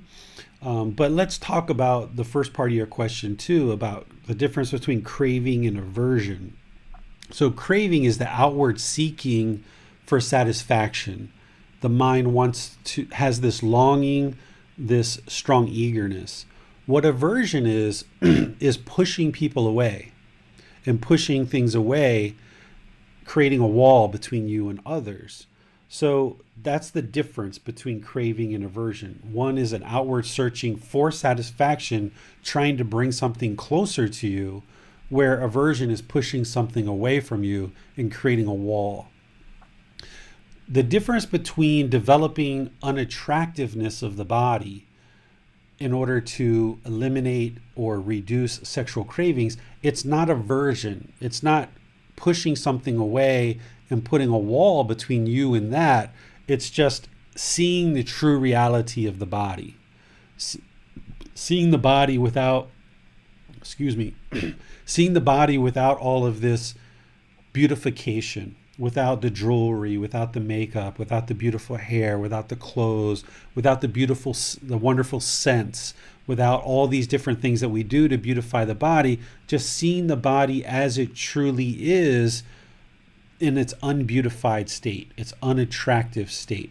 And that will help to eliminate the mind's interest in this extreme sexual craving, because we're usually craving another person's physical body for sexual pleasure because we see pleasure in the actual body. We see it as beautiful. So by developing unattractiveness of the body, now the mind's going to have less of a tendency to have craving or desire for that body because it no longer views it as beautiful. It sees it as unattractive. When we're looking to practice one of these last three meditations that we've talked about here, you often teach us to start with breathing mindfulness meditation. Do you have any guidance as to when we should transition into one of the other three meditations? It's totally a personal feeling. It might be a couple of minutes or it might be 20, 30 minutes. It really depends on your mind and where your mind's at on that particular day. The reason why we do it that way is because oftentimes when the mind first starts to meditate, there's chatter, it's busy. And if you were to try to just go right into loving kindness meditation or the meditation for sexual cravings or this meditation for realization of non-self, if there's a lot of chatter in the mind, you can't really focus it and hone it on the goal of loving kindness, elimination of sexual cravings, or realization of non-self. So the breathing mindfulness, the meditation, is a nice way to move the mind into singleness of mind and eliminate the chatter so that now you can really focus on cultivating loving kindness or eliminating sexual cravings or realization of non-self. So it really helps to deepen your practice and get more benefit out of the subsequent meditations. Now, I certainly have sat down and just done loving kindness meditation by itself before, and I've done some of these others just by themselves before, but I don't notice the same level of benefit as when I lead in with breathing mindfulness meditation. So these type of things that I'm sharing with you that I noticed in my practice, again, you shouldn't believe me. You shouldn't believe anything that I say. And what I'm sharing with you is my observations and my experiences. So as a way to help you to deepen your practice and kind of see how to get more benefit. But don't necessarily just take my word for it. If you'd like to do loving kindness meditation by itself for like a week or 2 or 3 and see how it affects the mind, and then do breathing mindfulness meditation leading into loving kindness meditation for a week, 2 or 3, and then see the benefit for yourself so that you can see the truth. The only reason why I can share this with you, and I know that this is the case for me and my experiences, is because I've tried it many different ways. The reason why I know these 4 positions of meditation and why I would use them and why I wouldn't use them in various situations is because I dabbled and I played with them and I tried different scenarios with all these different 4 body positions. So what I'm sharing with you is wisdom that I've gained in this path, but you shouldn't believe it. You should do it yourself in all these different ways and see what works for you and what doesn't work for you. And then you'll have it as wisdom, that you won't just be blindly following me, but you'll be able to see it for yourself as truth so that then you have the wisdom for yourself. Okay, thank you. We have a question from Linda. I do not crave sexual interaction, the physical part of it. I like when a man compliments me, but I do not wish or think about physical sexual interaction. Is liking a man's interest still seeking sexual interaction? It sounds like you have more of a craving, desire, attachment, kind of a longing with a strong eagerness for the attention. What you're sharing is that you don't have a craving for the sexual aspect of it, the actual intercourse, or some kind of bodily pleasure. There's no pleasure that you're looking for or seeking with the physical body. It sounds like it's more of a mental thing for you. So it doesn't sound like you have a craving on that level of sensual desire, but it's more of the attention that you are seeking and interested in. So that itself is a craving, but it's just not a sexual craving. Where, David, would that fall against 10 fetters? That's, let's see. Do, do, do, do, do, do, do, do, do. Could that be personal existence view, or could it come under unknowing of true reality? I could see it fitting into both of those. Definitely in the unknowing of true reality, because it's not. So to answer Max's question, let me make sure everyone knows what we're talking about. There's these 10 fetters. There's the lower fetters, and then there's the upper fetters. There's 5 lower and 5 upper. And the first 3 stages of enlightenment, you're working with these 3 lower fetters, and you're either eliminating or thinning these 5 lower fetters.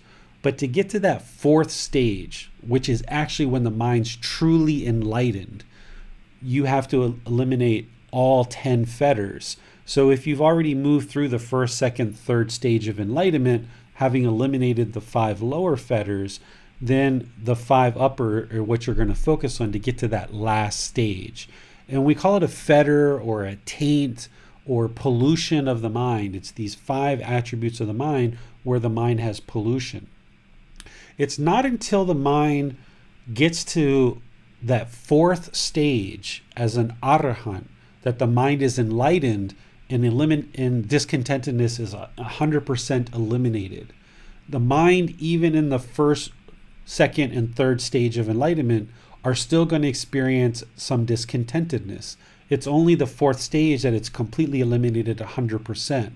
So in those upper fetters, the last fetter is what we call ignorance or unknowing of true reality. And this is almost like a catch-all. This is where somebody who will deeply understand the teachings, have deep wisdom in the teachings, and not have any delusion or unknowing of true reality whatsoever. So to me, I feel that all craving will map into that, Max, into the ignorance or unknowing of true reality, because if there's any kind of craving in the mind whatsoever, there's still unknowing of true reality. The mind still doesn't realize that it's causing itself to be discontent, and it hasn't eliminated this from the mind. But these other fetters, they do have certain cravings, like desire for form, desire for formless. Some of these other fetters are cravings in and of themselves, like sensual desire is a craving in and of itself. But in terms of craving in general, I look at it as part of that ignorance, because it's not until you get to enlightenment in that 4th stage as an arahant that all craving is 100% extinguished. And it's only when all craving is 100% extinguished that you no longer experience discontentedness. So I would think it would be appropriate to say that all craving is part of that unknowing of true reality. But we call it out in the 3 poisons as a separate poison. Okay, thank you very much, David. We have no more questions at the moment. Okay. So this next part that I would like to share with you is just how to kind of get started in conducting meditation. Some various aspects of this chapter that further go into what you need to be understanding and learn in order to actually practice meditation on a really deep level. The first thing is to understand that the mind is the boss and the body is the employee. The reason why I use this is because this is the reason why we look to keep the body comfortable during meditation, but not luxurious, because the body is the employee. If the employee is luxurious, then that means everything is complacent, right? So if the body is too luxurious, we can't get to the boss. We can't go through the employee in order to get to the boss, because the employees are too luxurious and they're just relaxing and they don't want to take you to go see the boss. But also, if the body or the employees are too uptight and too painful, you're not going to be able to get to the boss either. So that's why we need to bring the body to this comfortable position where it's comfortable but not luxurious, so that we can access the mind or access the boss through this employee, which is the body. So we can train the mind when we use the body to come into one of these four positions. And that's how we get access to the mind or to the boss. I go into more detail in this in the book, and you can see it in there. But if you guys have any questions on this from your reading, let me know and I will help you with it. One of the other things that Gotama Buddha talked about in relation to meditation is setting up mindfulness in front of you. He talked about this prior to meditation. You should set up mindfulness in front of you. Mindfulness is awareness of mind. The way that I've taught in this program to set up mindfulness in front of you are things like go to the bathroom, empty out the organs, if you need to do a little bit of a stretching or whatever, and then we go into chanting as this kind of buffer to kind of ease the mind into meditation, becoming aware of the mind and aware of the breath as we ease into meditation. I've taught the way that I do this, and you can use that if you like, but you may have some other ways that you choose to do this as well. It's totally up to you, but you need to do something in order to ease the mind into meditation, starting to build this awareness of mind prior to meditation. That's called setting up mindfulness in front of you. Then I also talk in this chapter about timing, frequency, and schedule of meditation. One of the things that some of us have been brought up with is that there's kind of like a set time every day that you might have prayed or something like this, or a set time to do something, or a schedule. A lot of people work their life off of a schedule. But what you have to understand is that there is no permanence, right? If you tried to create a schedule that you're going to meditate every day at 8 a.m. and every night at 8 p.m., you're never going to be able to stick to that permanently. It just doesn't work. So if you tried to set up a schedule for yourself like that, you're almost setting yourself up to fail, because you're going to not be able to meet that, and you might feel guilty or shameful, or you might have some discontentedness associated with that. So I suggest that you have some general times, like I'm going to meditate in the morning, the middle of the day, the evening, and then ensure that you do that. But in terms of setting a fixed schedule, you're going to find that you're not going to be able to permanently do that. So it kind of doesn't make sense to kind of set a fixed schedule, unless you're just trying to block time out of your schedule so that other people don't schedule something with you. When you actually meditate, there's no amount of time that you need to set an alarm for. One of the things that people do is they oftentimes will set an alarm prior to meditating. And what I observed with this is that the mind will typically sit there in meditation and it'll crave, is it 30 minutes yet? Is it 30 minutes yet? Is it 30 minutes yet? Or is it 1 hour yet? Is it 1 hour yet? Is it 1 hour yet?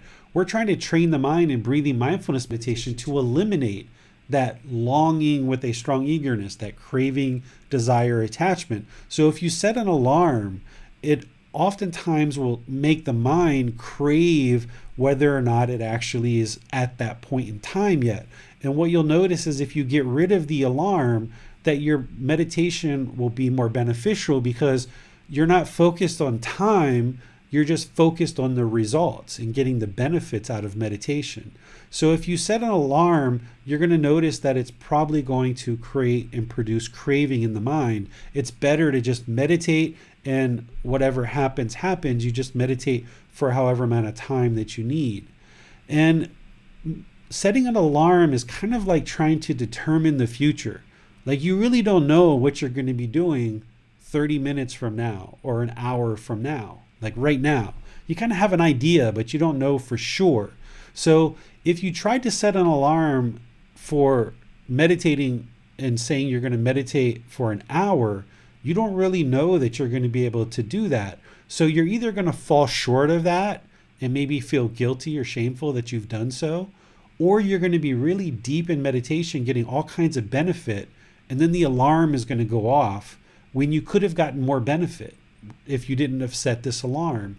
So rather than sit there and crave what time it is, rather than falling short or needing to go longer and the alarm goes off, it's better to just get rid of the time entirely, because there's really no benefit in keeping track of how long you're meditating each day. I've heard of some people that will compare, right? It's like, James, how long are you meditating for?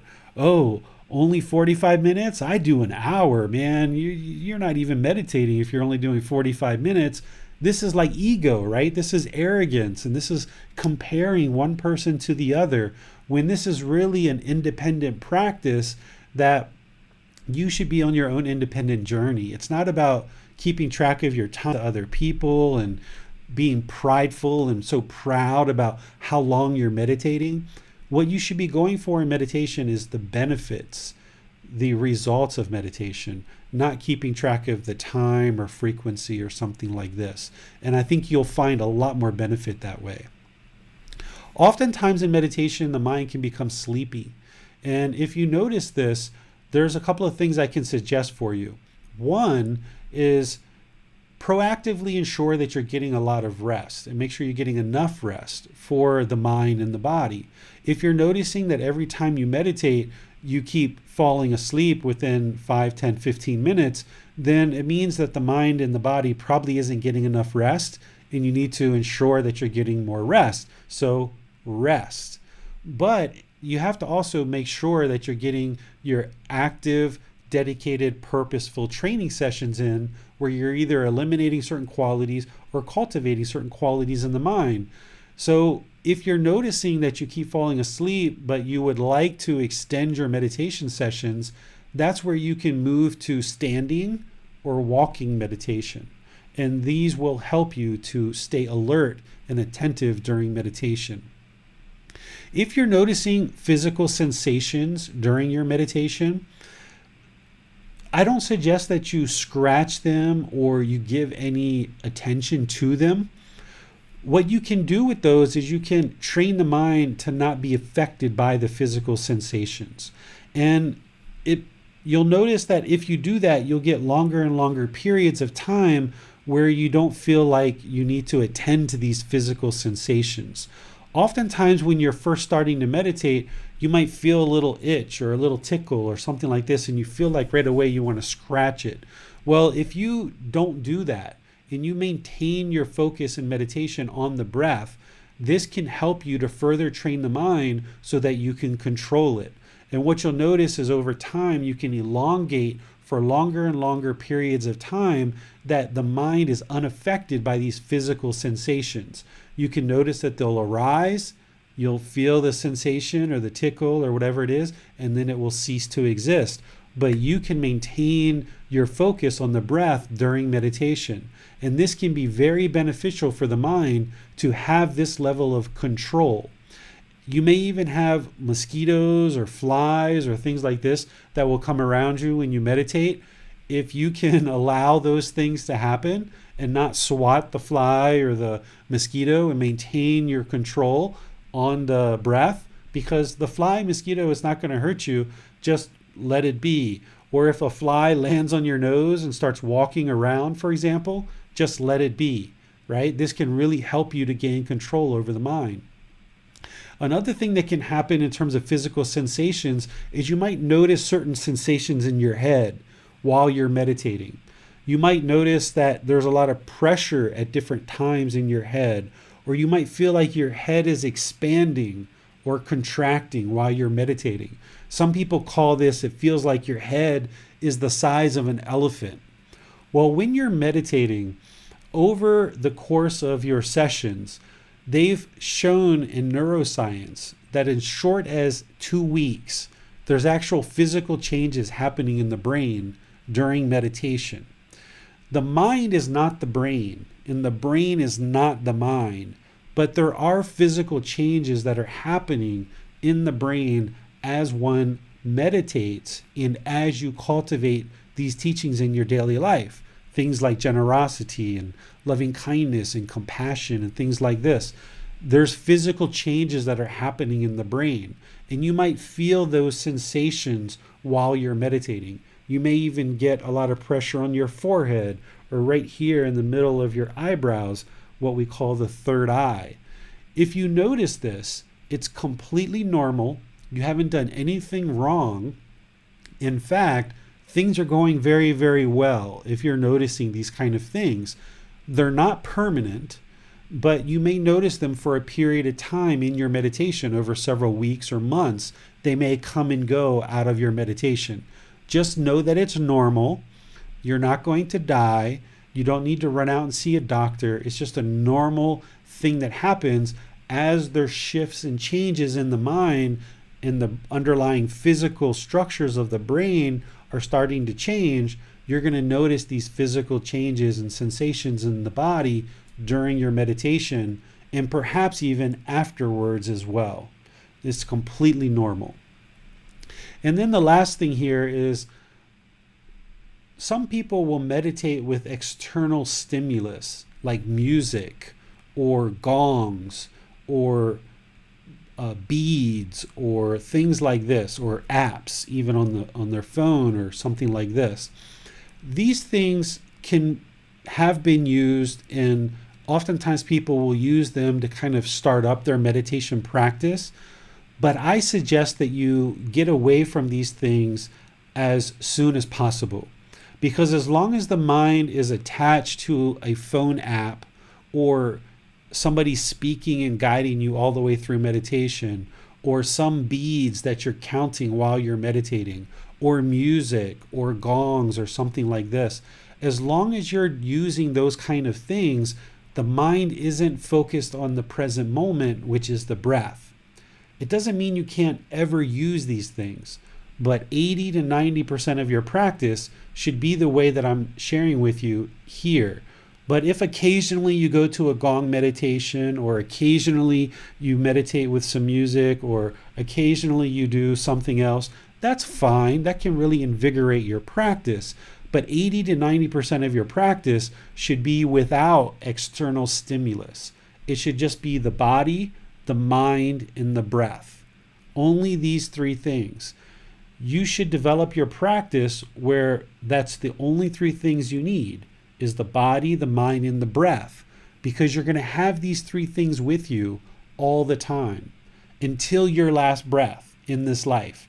So if you end up in the hospital, or you're out hiking in the mountains, or you're at a friend's house, or you've gotten stuck somewhere and you can't get back home, rather than going for the music that you have set up in your meditation room, or that special candle that you always light, if you attach your mind to these certain things, those external stimulus are impermanent. If you base your meditation practice on music or beads or a candle or some other external stimulus, you can't have those things permanently with you. So therefore, if you base your meditation practice around that, when you're in situations where you don't have those things, you're going to be at a loss and not be able to meditate. So that's why you need 80 to 90% of your practice, just the body, the mind, and the breath. So that way there's no attachments in your meditation. You have no longing and strong eagerness for music or beads or somebody guiding you constantly or all these other things. If you've been doing that stuff now, okay, that's fine. It's led you to where you are. But now it's time to ramp your practice up deeper and deeper and deeper so that you can start eliminating these external stimulus from your practice and deepen it to the point where it's just the body, the mind, and the breath. Any questions on any of these? We have a question from Linda. If I choose to meditate in the morning, how do I not worry about being late for work? There are some exceptions, right? There's nothing here that's permanent. So I suggest that you generally don't use timers or alarms. But if you need to actually get out of the house and go do something, then sure, set up an alarm. But maybe in the middle of the day or the evening, you don't need that alarm, then don't use it. I've talked to some students recently who they get like a 30 or 45-minute break at work where they can actually meditate. And they asked if they can use an alarm there. Sure, go for it. Use the alarm in those kind of situations where you absolutely need to be going somewhere and do something. But as a general rule, on things like the weekend or in the evening, things like this, if you don't use your alarm, what you'll notice is you'll get more benefit out of the meditation session. I sometimes come across people and influencers online who are cautious about meditating or cautioning others against meditating because they believe it can be dangerous for some people in certain situations. I think this is a misconception, but I'm interested, David, what guidance you would offer to someone who was concerned that meditation could be dangerous to the mind. The only situations that I've ever seen meditation be dangerous is when people attempt to develop a practice without a teacher. I've had students who have come to me having attempted to develop their own practice, and they didn't have any teacher, any guides whatsoever, and they got into a lot of trouble, a lot of difficulty in the mind. There's actually one particular person that I'm still trying to help that has developed obsessive compulsive disorder where their mind just constantly has repetitive thoughts because for a year or two they were using YouTube videos and podcasts and things like this to develop their practice without a teacher whatsoever. And somehow they ran across me and now they're asking for help and guidance. And this particular person is having a lot of trouble, even suicidal thoughts and deep depression. They're actually a doctor, a medical doctor, and they haven't been able to practice medicine for over a year or two, so their life is just spiraling down because they don't have an income, they can't take care of their family, and this was all precipitated from trying to develop a practice without the guidance of a teacher, so that when their mind started having challenges, they didn't have anybody to reach out to and help. So that's the only situation that I've ever seen meditation be problematic, is when someone does it by themselves and on their own without guidance. But otherwise, there is no contraindication that would hinder somebody or hurt somebody from actually doing meditation. If somebody's saying that meditation has problematic things that happen, it's because they haven't had the experience of deepening their practice with the guidance of a teacher to understand the true benefits that come with guidance and fully training and developing their mind with the guidance of a meditation teacher. So I don't agree with that advice that there's a problem with meditating or that somebody shouldn't meditate. In my view, everyone in the world should be meditating and they should all have teachers to help them do that. But if you don't have somebody to help you, if you're just relying on YouTube videos or an app or something like this, things can generally go kind of well, but there's some situations where you're really going to get into a lot of trouble because you can't ask the app questions, you can't ask the YouTube video questions.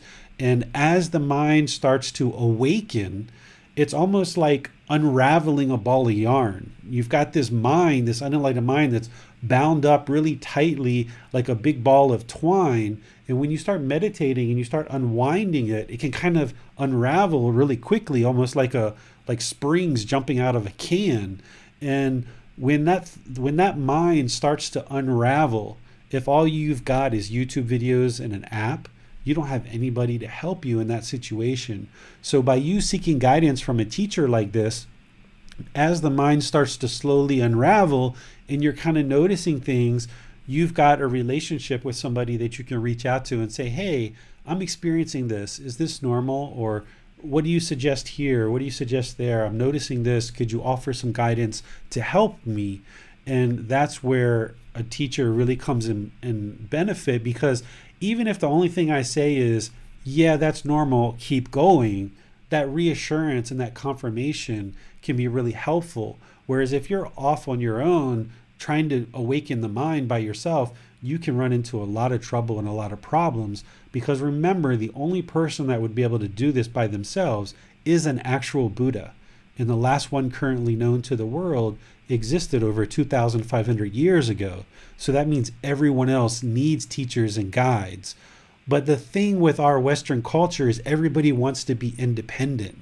And the thing with this information age, with YouTube videos and apps and everything like this, a lot of people think that they can do this on their own because they don't understand that you can't awaken the mind by yourself. It is impossible to do that unless you have teachers and guides or you're an actual Buddha. And the last one was 2,500 years ago. So people can run into a lot of trouble. And if they've experienced that trouble, or they know somebody else that has, and they don't realize that the reason why they're experiencing that trouble is because they don't have a teacher and guide and they're not a Buddha, then they might look at meditation as problematic and a problem.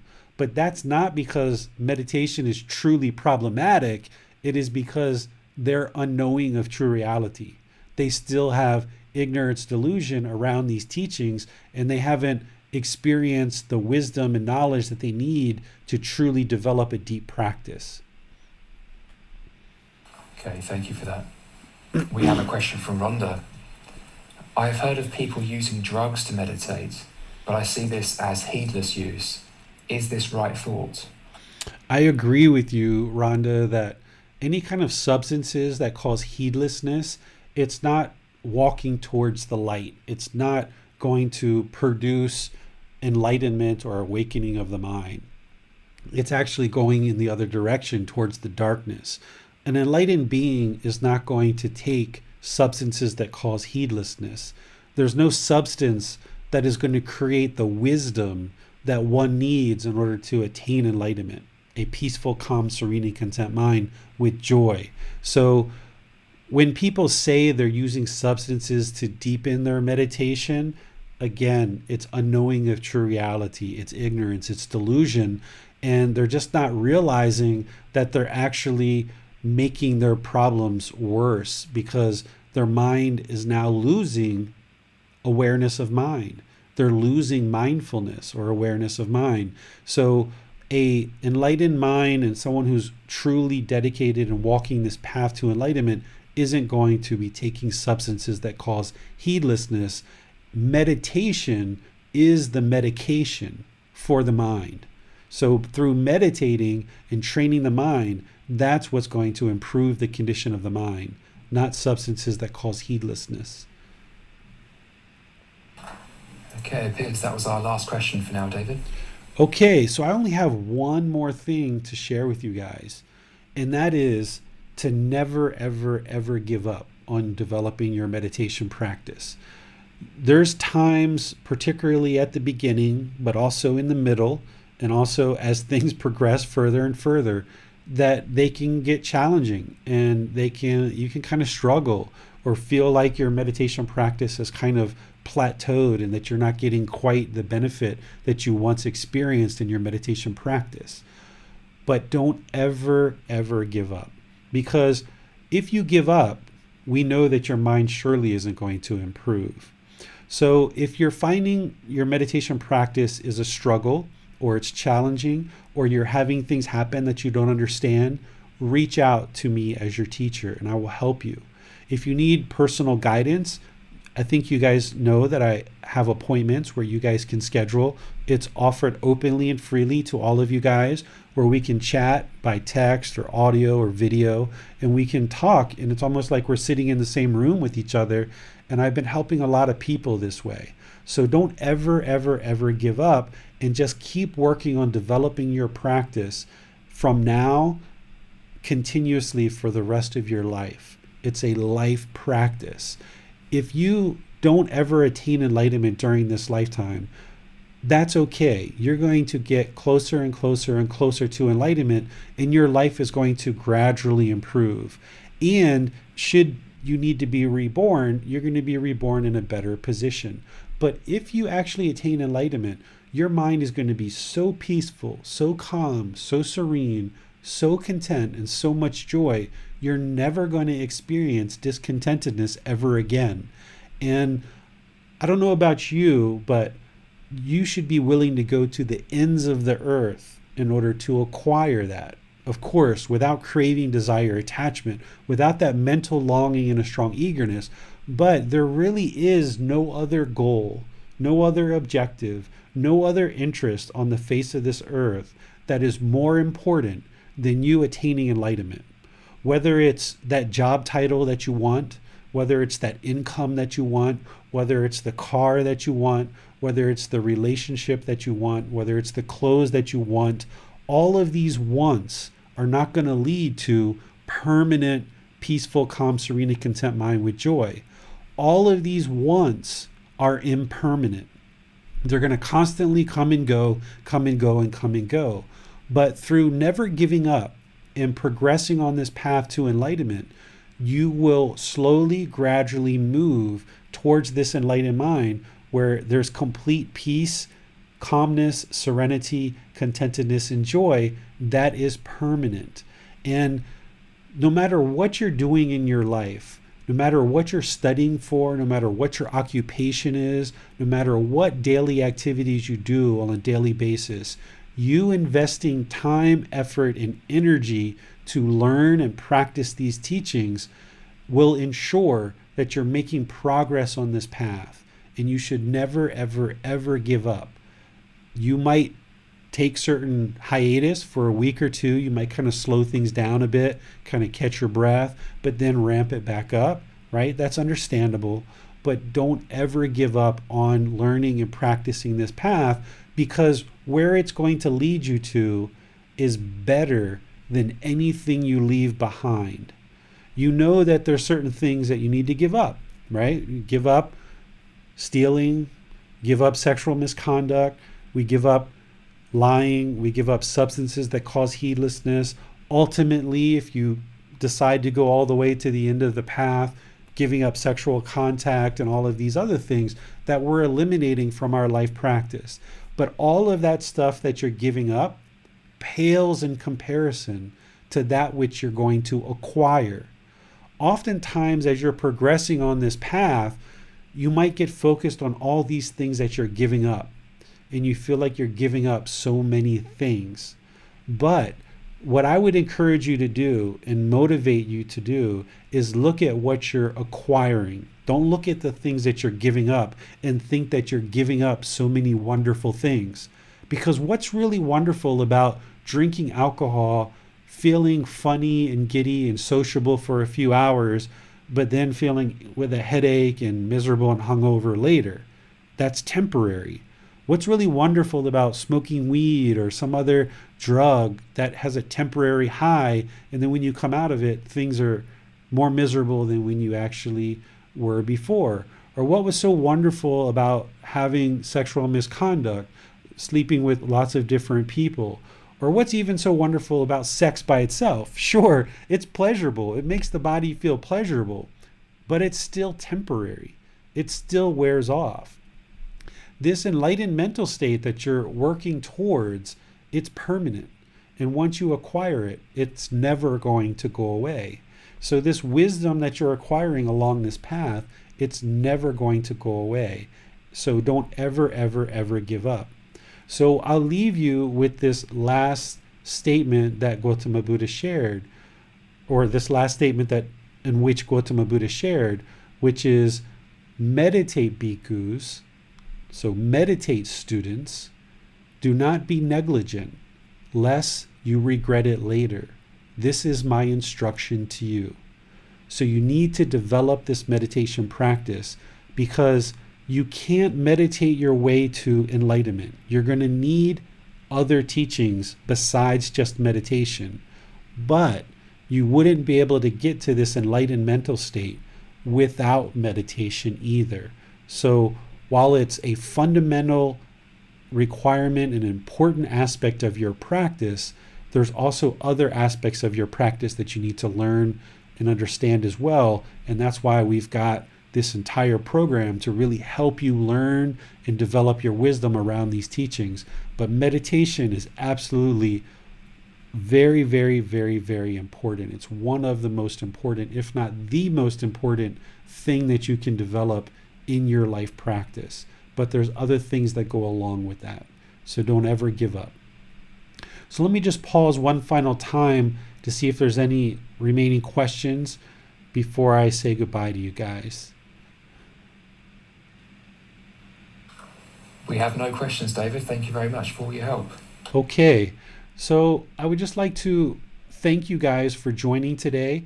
I appreciate your interest and dedication to learning and practicing these teachings, because through you learning these teachings and practicing them, developing this wisdom, you're going to see the truth, and the mind is going to gradually improve more and more and more, and your life is going to gradually improve more and more and more.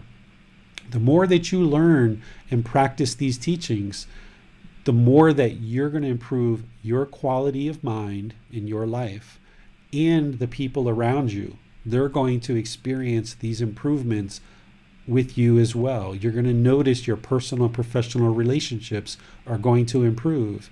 And through you doing that, you're actually benefiting the entire world, because you're putting out less and less harm in the world. So this benefits all of humanity. So your meditation practice, why we say it's developing your practice, it's benefiting you, but it's also benefiting all those people around you and all of humanity. So it's the single best, most important thing that you can be doing is developing this meditation practice each day. And if you miss a day here or there, don't beat yourself up, don't feel guilty, but just keep on moving and keep going. Even if you miss 2 or 3 days, don't feel guilty, don't feel shameful, just rededicate yourself and keep going. Because this is the very best thing that you can be doing for yourself, those around you, and all of humanity. So thank you for joining. I appreciate your interest and dedication to learning these teachings. We'll see you on Wednesday, which will be loving kindness meditation. We'll actually go through and teach you loving kindness meditation. And then next Sunday, we're going to be talking about cultivating non-clinging, teaching you how to identify attachments. Because as you should know by now, craving, desire, attachment is the primary problem that Gotama Buddha discovered and that we're working to eliminate. But how could you actually eliminate attachments if you don't know how to identify them? So next Sunday, the chapter is devoted to identifying your attachments. It's a very short read. It's only a few pages. So that should give you plenty of time this week to work on developing your meditation practice and then moving into chapter 12 next Sunday. So I'll see you either on Wednesday or Sunday at 9 p.m. Thai time. Until then, have a lovely day, and we'll see you next time. Sawadee krap.